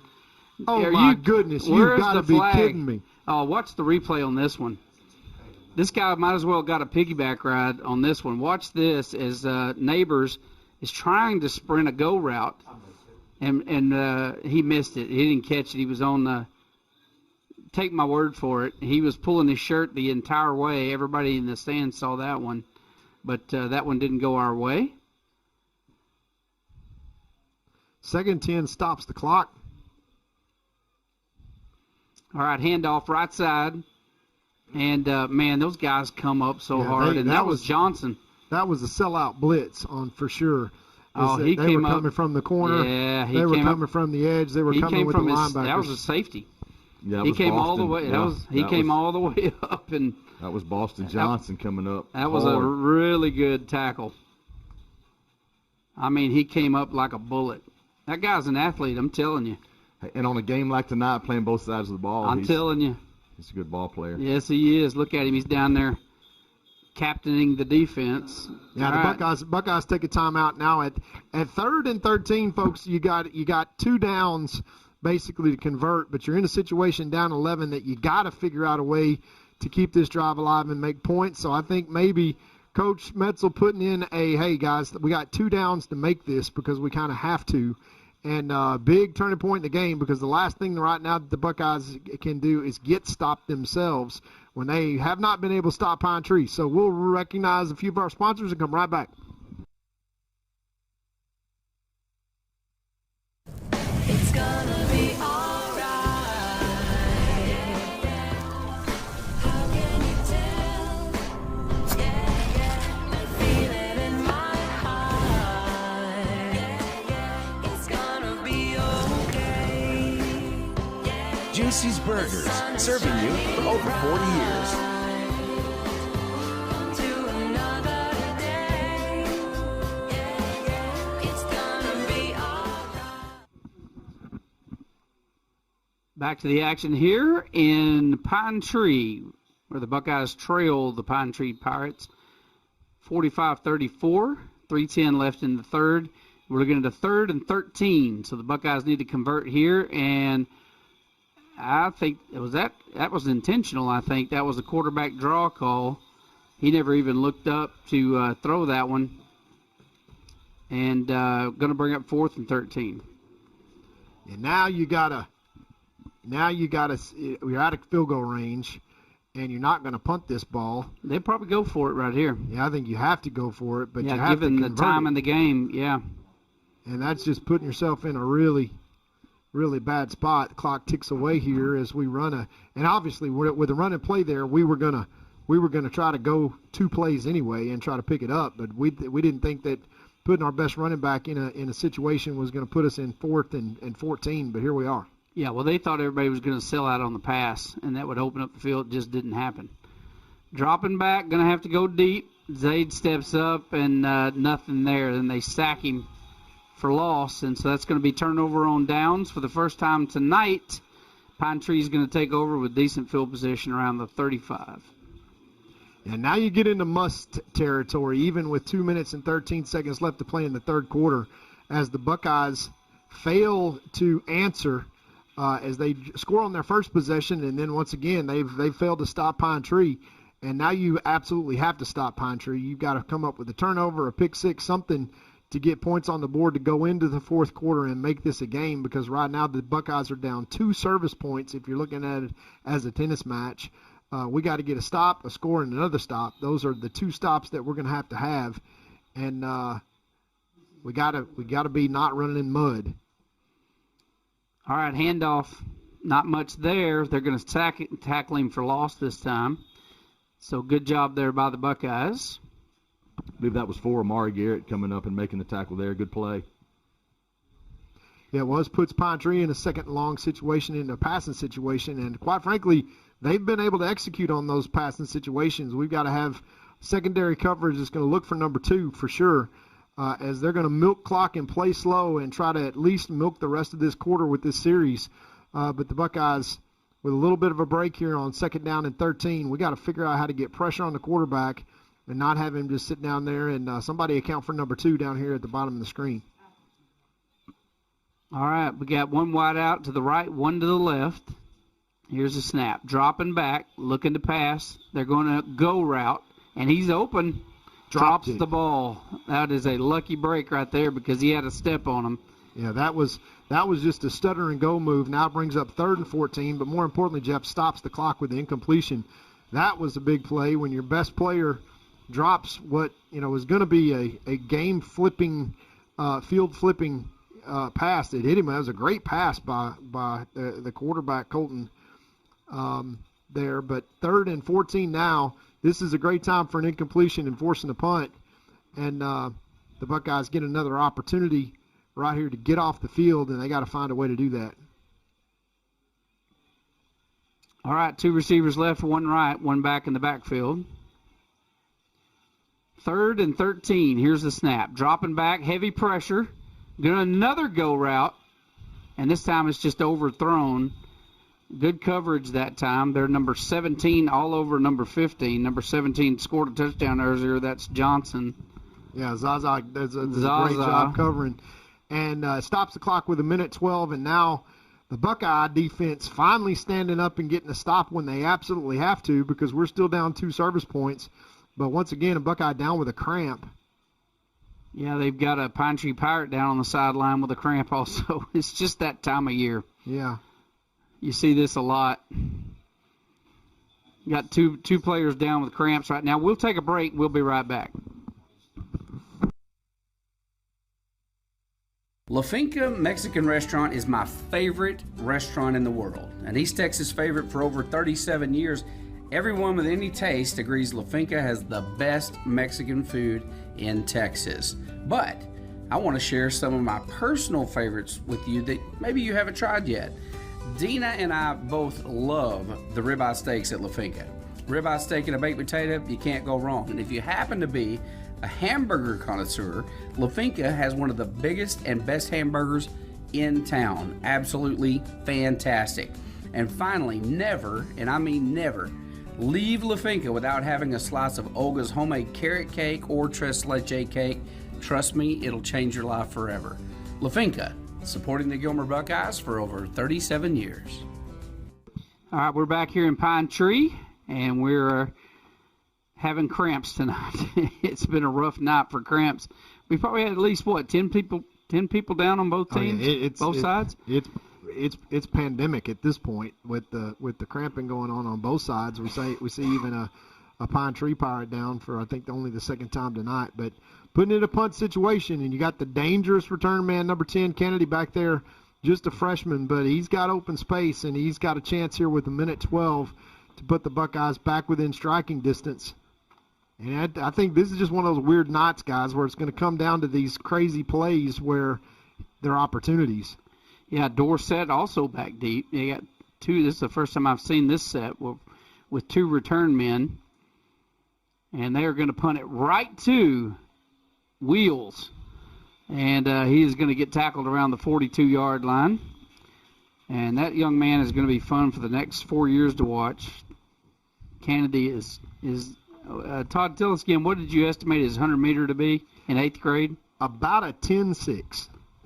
And for those of you that don't follow track, that's smoking. Yeah. You remember Chris Boyd was a 10.6 his senior year, wasn't he? Yep. Yep, and he played 7 years in the league and is down there on the sideline right now. Yeah. So think about that. That's just amazing. 21.9, 200 as an 8th grader is ridiculous. So he may be another Will. All right. Number 6, Horn, around the left side. And still on his feet. Gets past that first down marker. And great run there by Horn. And the Buckeyes moving the chains down deep into Pine Tree territory. Again, 50.8 seconds left. Guys, we can start the fourth quarter down 4 points again, or even 3 points, but it's going to come down to a stop. The Buckeyes able to get one on that last possession. Let's see if that becomes something they can replicate. All right, that pass just hits the ground tonight. That's Zaid's been pretty accurate tonight. He really has thrown the ball well. That's the first one that he's kind of flubbed. Well, he didn't have the laces. I think he bobbled the snap and then tried to mess up the timing on the play. And, the snap didn't get there really as it should. 2nd and 10. Motion. Handoff, right side. And unfortunately, got the defensive end just standing there waiting on him. No place to go. That's the safety again, Johnson. Was it Johnson that came up? He's just. How was he right there? He's not playing safety. He's running full steam ahead and basically becoming a 8-man in the box linebacker that goes unblocked because he's not accounted for. That guy's impressive. He really is impressive. 2 receivers wide right, 2 left. Horn in the backfield. Now this is kind of straight man over here on this side. And it's a big 3rd and 13. And the quarter's going to run out. And we will recognize a few of our sponsors and come back with the fourth quarter and see if the Buckeyes can dig deep and pull this one out. We'll be right back after these messages.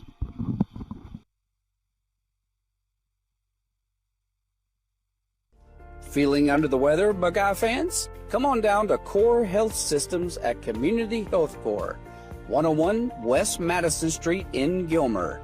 no appointment needed. Our walk-in clinic is ready to get you back in the game. Call 903-843-5518 today. Your health is our priority. And we're back to start the fourth quarter as the Buckeyes got to dig deep on this one. Speaking of digging deep, we appreciate our sponsors with the Booster Club.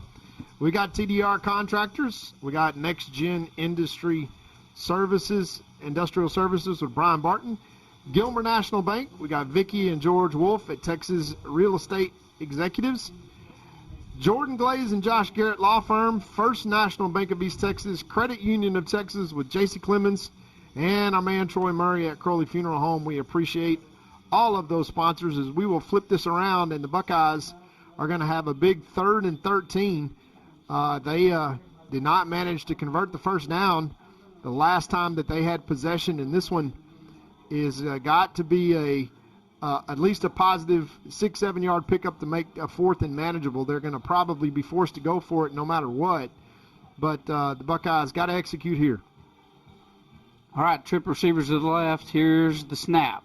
Zaid running to his right side. Heavy pressure, throws it up, dangerous, and it is picked off. That is the first, what I would call, real error tonight on Taylor's part. He just threw it up and, Hail Mary there. Yeah, he tried to give Kipton a chance to go get that one, but unfortunately the guy that is back there at safety is a really good athlete, and now you see some more Pine Tree Pirates coming off the field, cramping up. And to start the fourth quarter, it's a punt. It's a punt situation. That's what you got. It's basically like a punt. But now we're coming down to the point where you probably got, 5 to 6 possessions both ways maximum. And when you just do the math on that, the Buckeyes got to have at least 2 scores to get back in this game, and they've got to get a stop right now. They pretty much got to stop Pine Tree for the rest of this game, and they got to have execution when they get an opportunity. Look for Pine Tree to go back to right where they have been all night. Yep, they do, right up the middle, and he finds a hole, and there's a flag on the play. And I think that's going to be a hold with the referee in the backfield. Yeah, it's got to be. Where he threw the flag, it's going to be a hold. Yeah, it's a flag, guys. The clock cannot run.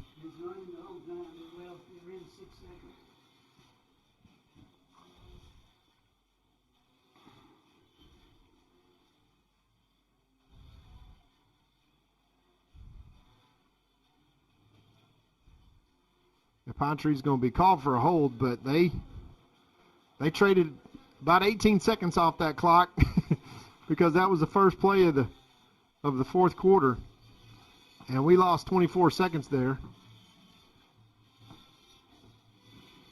All right, receiver left, receiver right, one back in the backfield, and it is 1st and 20. Yeah, they got man-to-man down here at the bottom of the screen, and a long way to go. But look for them somewhere in this series to just go ahead and take their shot.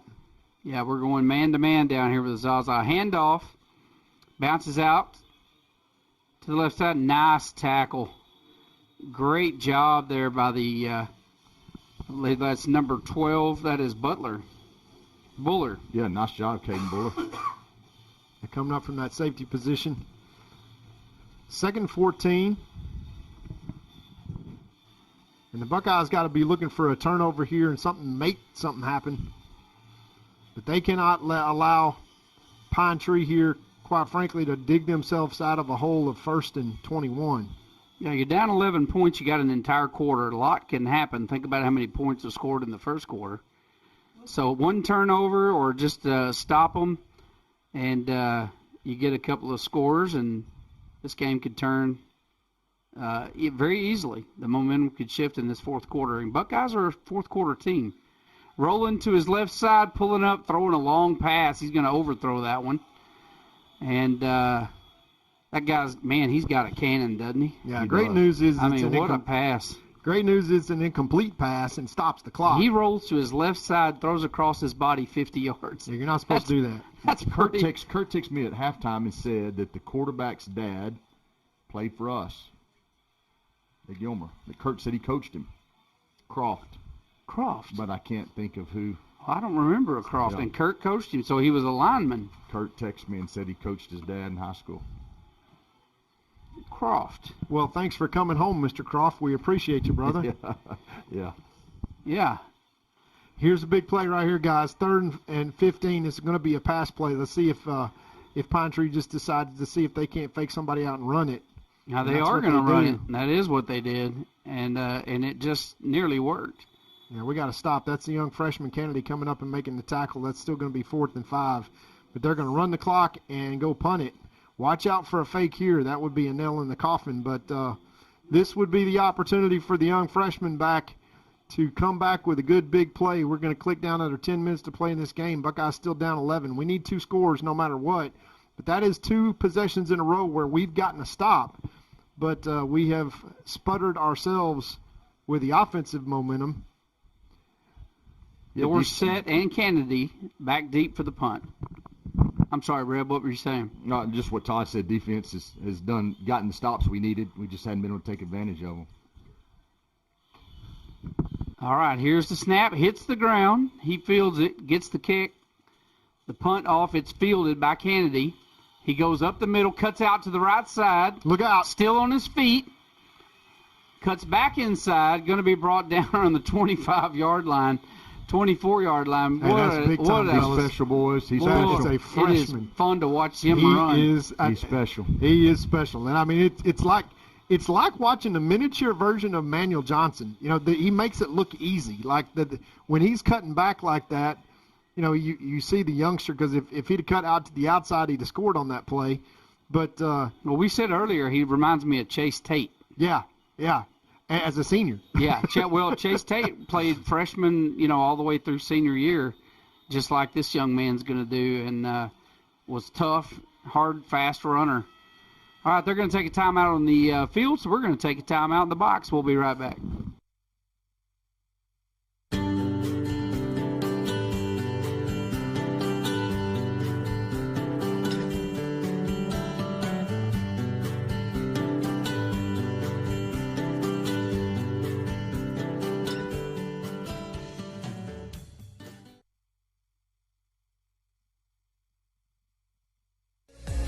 Please join Jeff Rash and Alan Metzel each Monday morning for the Gilmer Buckeyes Coaches Show. Every week, Jeff and Alan discuss elements of the program, speak with special guests, give 9:23 back to the action. Buckeyes 1st and 10 from the 24-yard line after the huge punt return from the freshman Kennedy. And the Buckeyes are in this one. They just got to score here and figure out a way to get another stop. 9:23, a lot of football left to play. You just got to execute. All right, they're going to hand it off. Left side, got room to run on his feet. Down inside the 15 to the 13. Nice run and a big first down. I think he's hit another gear here in the 4th quarter. Yeah, he has. He is a strong young man. And if the Buckeyes can do nothing but that, straight out of the pistol formation, we will do it until he gets in the end zone. Here we go again, same play. Yeah, look how fast he hits the hole there. Drives his legs, gets inside the 10, down around the 7-yard line, maybe 8-yard line. The Buckeye offense running game kind of flexing their muscles here into the red zone. 2nd and 5. We can still get a first down at the 2.5-yard line. But with 8:39 remaining, Buckeyes need to punch it in here and then go figure out how to get a stop. Yeah, they're going to up the middle, touchdown Buckeyes. Now, Todd, here's my question for you. Do you go ahead and go for 2? 1 doesn't do you a lot of good. It's 8:27 left in the 4th. I think you kind of got to when you watch. Yeah, you think about it. 1 doesn't do anything. Well, yeah. One doesn't do anything for you. You know, you got to have it another score to win if you don't tie right here. Well, think about it. If you don't make it, you still got to get another touchdown. So that's exactly what they're going to do, Jeff. You're right. They're going to go for 2 here. Wildcat formation with number 5 into the backfield in at quarterback. No, I'm sorry. Zade's still going to stay in at quarterback. So they're going to go for 2 here. All right, here's the snap. This is the right call, whether they get it or not. Batted it down. It was the right call to do for sure, no question. Yeah, no matter what, you don't have anything to lose there because if you make it, now you've got a field goal can tie it up, but if you don't make it, you still got to score a touchdown. Tried to throw it up to Kipton there, who just got to some open space, but the Buckeyes back in it. It's a 5-point game, folks, 8:27 left. The last two possessions, the Buckeye defense has bowed its neck and come up with stops, and that's exactly what's got to happen one more time here, and we're going to have a barn burner here, Jeff, to start this season. The Buckeyes overcoming the heat and trying to overcome quite frankly, a deficit. Think about right now the pick six interception. If there's no turnovers right now in this game, Buckeyes are cruising with a 12-point lead. Instead, you got a pick six and another red zone interception, and that's a 14-point swing right there. And with a 5-point deficit, you got a 2-score lead on the other side if you avoid those turnovers. But that's why they play the game. But the Buckeyes have a chance here. 8:27 left to play. We've had 85 points scored here tonight, and it is already 10:20. So this game started at 7:30. This is going to be a 3.5-hour plus affair, I think, when we're all done. But let's see who the last team is left standing. It's going to be a gut check for either team, as it is going to be Will against Will. All right, here we go. High pooch kick to the right side. It's going to be fielded on the 21-yard line. Return down the left side. And he is going to be drugged down after crossing the 45-yard line. Is he still on his feet? He's still on his feet. You are kidding me.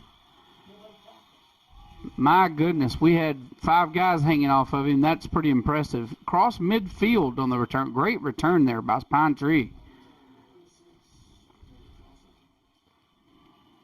And that's what we're talking about there, as that's just Will, because he had guys on him for about 30 yards of that return. And the Buckeyes trying to pile on his back, but nobody taking out his legs. And they're going to start this drive here at the Buckeye 48. And don't look now, but now it's the Buckeyes who cannot afford to have Pine Tree go score with a 5-point lead. Must stop right here.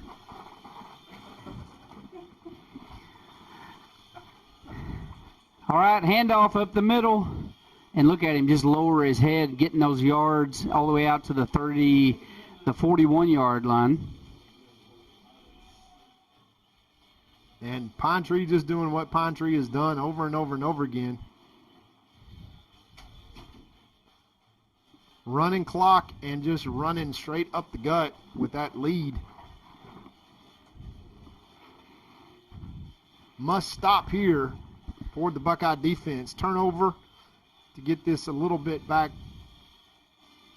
Swayed the Buckeyes' way. Second and a long 3, handoff up the middle, lowers his head, gets the first down, all the way out to the 35-yard line.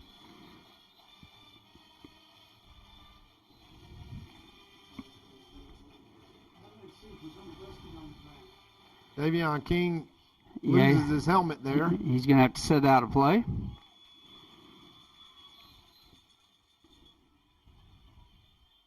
First and 10, Pine Tree, 7:18 left.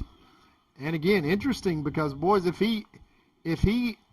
Pine Tree does not score and has to kick a field goal, it's an 8-point lead. That would mean the Buckeyes have to score a touchdown and get a 2-point conversion. But for now, I think the Buckeyes will settle for just a stop. Got to get Pine Tree into a negative situation. Handoff up the middle.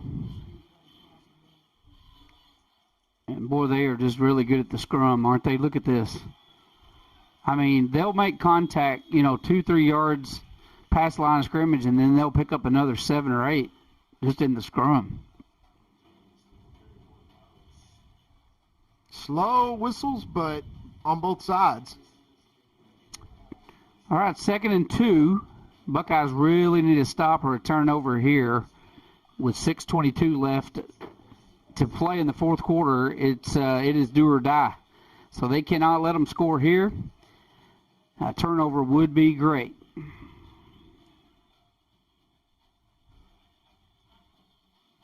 And that ball is fumbled.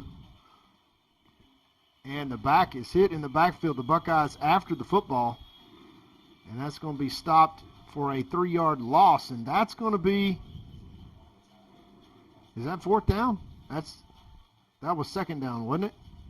Now it's going to be third and 5. And here's the opportunity that the Buckeyes were looking for. 5:38, game hanging in the balance. Buckeyes trail by 5. Third down and 5. Let's see if it's 2-down territory for Pine Tree. We'll know here if they run the football that they're going to probably be going for it on fourth down.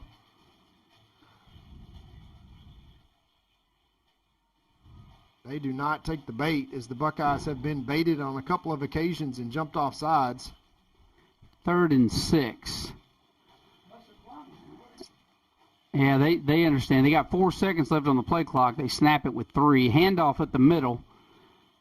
And, boy, that has just been so hard to stop tonight. Look at this. And they're going to the Buckeyes win that one and push him back just shy of the first down. But it's not much. Want to do a big shout-out to Faye tonight, coming out of Gilmer, Texas, living in that Darby household. I just got a message from my pastor, Matt Darby, and he says she saw us online and heard us, and her direct quote is, "That's Miss Dina's husband." When did I turn into Miss Dina's husband? Faye. That's Miss Dina. That's Jeff's wife. That's what that is. I'm gonna see you on Sunday at church, young lady. You shouldn't even be awake this time of night. What are you doing up? You have irresponsible parents.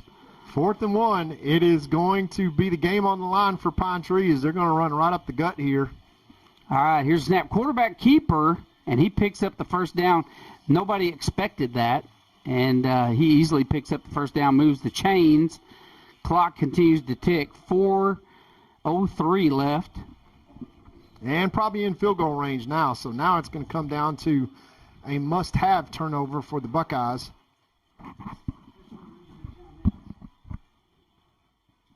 Yeah, that's going to be something that's going to play a role here. Is that was a conversion that we needed to have. We're under 4 minutes to play. 3:41. Clock continues to tick. And you're looking at a 1st and 10. And they are going to try to take their time. They're going to keep this ball on the ground and keep that flag on the play. That's going to be against the Buckeyes. We reached up and jerked his helmet right off of him. Yeah, that's a 15-yarder that's going to hurt. Yeah, watch this replay here. We just reach up there and jerk his helmet right down, right off the top of his head. That is a big one. That's 15. And given their field position, that may put the nail in the coffin right there. You go back and you look at all the things that could have been different, right? 2 great teams tonight, and the pick 6 is probably the deciding factor, as you said, Todd, tonight. Well, and also you got a turnover in the red zone, so those 2 turnovers really are 14-point minimum swing, but Pine Tree turns the 1 into a touchdown, so that's a 21-point swing, and down only 5 and still having a chance in this game. 1st and goal from the 10. The Buckeyes have a chance to have a stop here, but they're going to have to use their timeouts now with 3:26 left, and they're going to have to figure out a way to get a stop. At the most, give up 3 points.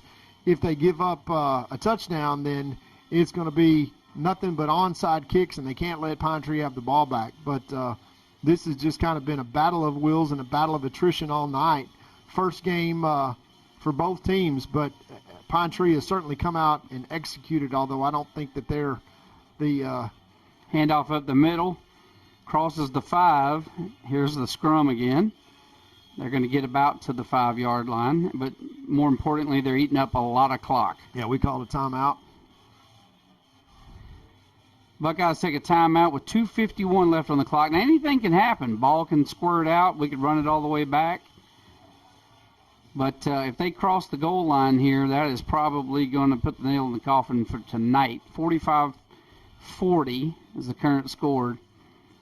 I tell you what, I've been impressed with the athleticism of Pine Tree. They've got some athletes on that side of the ball, especially number 2, Johnson.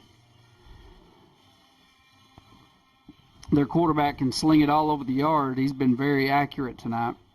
Johnson has been a difference maker for sure Both sides of the ball. On both sides of the ball. But we talk about conditioning, and we've struggled a little bit there with the cramps. But Tavian Horn has played a lot of defense. He's carried the ball a lot tonight, and when it's time to go, he goes. So I'm proud of his effort tonight and how hard he's played. Well, the thing that I've seen several good things this first game tonight. Obviously, Buckeyes may not come out on top of it, but I've seen some bright spots. Pine Tree's got a good team. They were picked to win tonight.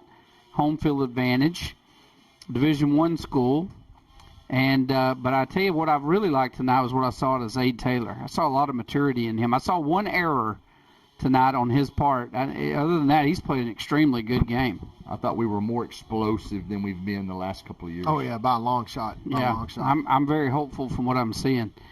Here's a snap handoff up the middle. Please fumble. It amazes me how he stays on his feet so that they can scrum. You know what I'm saying? I know, yeah. If he gets chopped down, there's none of this goes on, but he stays on his feet. He just gets himself in the middle of it. He's just along for the ride at that point. You know what I mean? I don't think he could fall down. No, I don't. To be honest with you, both sides are holding him up. Another timeout. We'll take a quick break and be right back after these messages.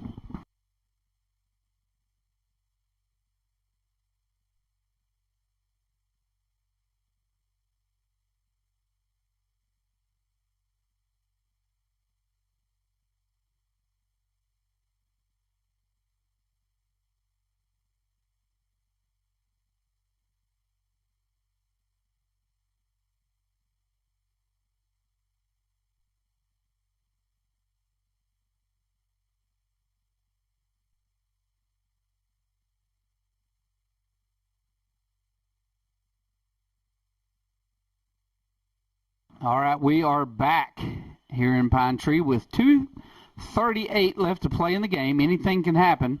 Pine Tree has the ball, and it is, I think, third. Is it second or third? Third down. Third and goal from the 2.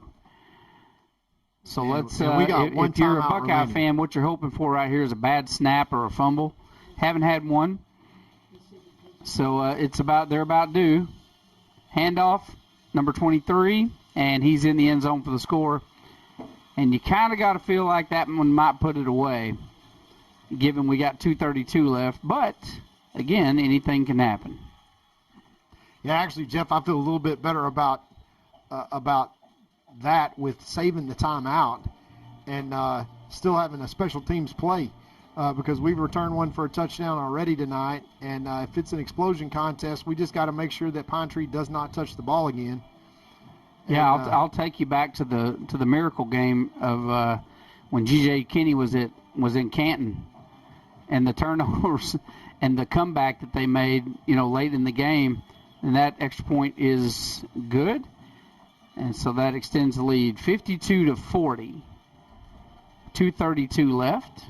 So the Buckeyes need to return one here, onside kick, and then march down the field, eat up the clock, and score again, and then we get to go home saying, wasn't that a great football with game? 100 points plus on the board. Yeah. Say win or lose, you would love to go put some points on the board. Well, that Canton game I was talking about, it was 119 points. It 61-58, wasn't it? Something like that. It was one of the highest, I think, top 5 highest scoring games in Texas football history. 61-58. That was a amazing game. I think 4 onside kicks in a row by Canton and recovered all of them. That just made me sick. Yeah. There's certain games you just don't forget. You remember that 2006 game with, was it LaMichael James that was playing for Pleasant Grove? Yeah. And got knocked out. Maybe the best team Gilmer ever had got knocked out the first round of the playoffs, and then they went on to win state. Yeah, Liberty Allo went on to win it. Yeah, whoever would have won that game would have won state easily that year. Just happened to be them. And I've never seen one person be more dominant in a football game than that guy on that night. And then years later, I'm watching LaMichael James play for the 49ers. Yep. Yeah. And Middlebrooks play for the Boston Red Sox. Yep. Yeah. They had a little talent on their team. Yeah, and G.J. Kinney played for the Eagles, and Curtis Brown played for the for the Steelers, and there was a whole lot of talent on that field that night for sure. Beast Texas, baby. Now the Buckeyes cannot give it back to Pine Tree, that's for sure. Got to find a way to get 2 scores here in 2 minutes, 32 seconds with 1 timeout left. All right, fielded on the 21. Horn headed across the field to the right side. Cuts it upfield. Room to run, forced out of bounds at the 45 of Pine Tree. And so nice field position there for the Buckeyes to come out. 2:22 left to play in the game. Now this will be interesting because they're going to come out just with reckless abandon. And sometimes when you do that, you just make things happen, right? So we're going to be slinging this thing all over the field. Yeah, how much gas is left in the tank for both teams? 1 timeout left for the Buckeyes. 2:22 again. We can't let them touch it again. I do feel like we'll find a way to score here, but with enough time left and with only 1 timeout, we have to score fast. Yeah, watch number 10 down here, Kennedy, bottom of your screen. Trip receivers to the left, 2 to the right. They're going to go to the right side, and they're going to hit Neighbors, and he is going to fall forward for a gain of 9. Got to go fast. Got to go fast right here. You got to go real fast. 2:12. Remember, there is a 2-minute timeout that is going to happen with 2 minutes. It's going to be an automatic timeout. We need to get it snapped before then, but we will not. Hurry, snap the ball. Guys, it's 2 minutes. Put 2 minutes back on the clock. You don't have 1:57. It's going to be 2 minutes. One of our classmates is running the clock here tonight. We need to go down there and yeah, go tell him. All right. So we are at the 2-minute timeout mark. And it is do or die for the Buckeyes. They're going to have to put it in the end zone quick, come back and kick one of those great onside kicks, get the onside kick and march down the field. Very doable. No, we've seen it before. We've seen it before. Yeah, it is not out of the question here. The Buckeyes don't go to bed yet. Yeah, we don't. This is still a ball game by a long shot, and we got to score quickly. And then with the fact, I wish we had 3 timeouts. That would be make me feel a lot better about things. But in terms of Pine Tree being forced into a prevent defense and us being able to create space with guys like Zay Taylor, it's going to come down to a real gut check. And if we score, and I think we will, then it's just going to come down to that onside kick, and are we able to, find a way to get the ball back. But this game is not over. It is a long way from over at this point. All right, here we go. Motion out of the backfield. Zaid pulls up, fires a bullet, picks up the first down. That's a first down to the freshman, and that will stop the clock. 5 seconds, and we pick up 10 yards. And Kennedy a little shook up. He hit the turf pretty hard, so he comes out of the game. The clock should not be running when the referee is standing over the ball. We're getting some home cooking here. Here's the snap, drops back, looking down the field, interception. And that's going to do it. That's going to be the nail in the coffin right there.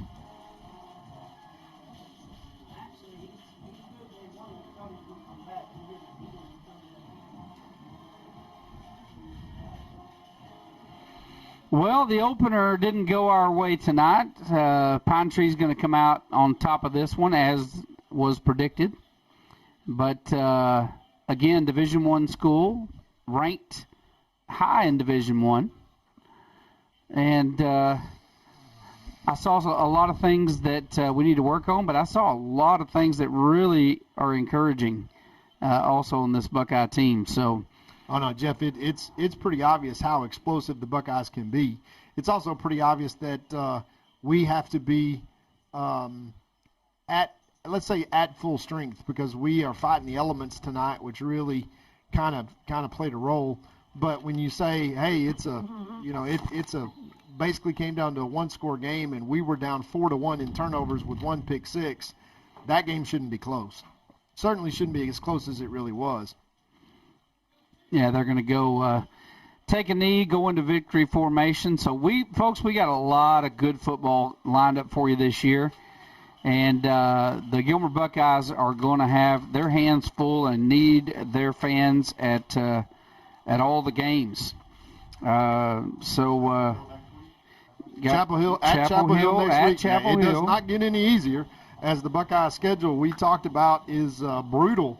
And, of course, hate to sound like this, but it's true. These games really don't mean anything except for opportunities to gel.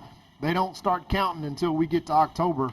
And for now, the Buckeyes, pretty obvious if you want to expose your weaknesses and create a situation where you do not have turnovers and create a situation where, hopefully it cools things off in the elements where you play yourself into shape. Obviously played a role tonight. But hats off to Pine Tree. I think that was the most impressive thing on the night is how well they executed.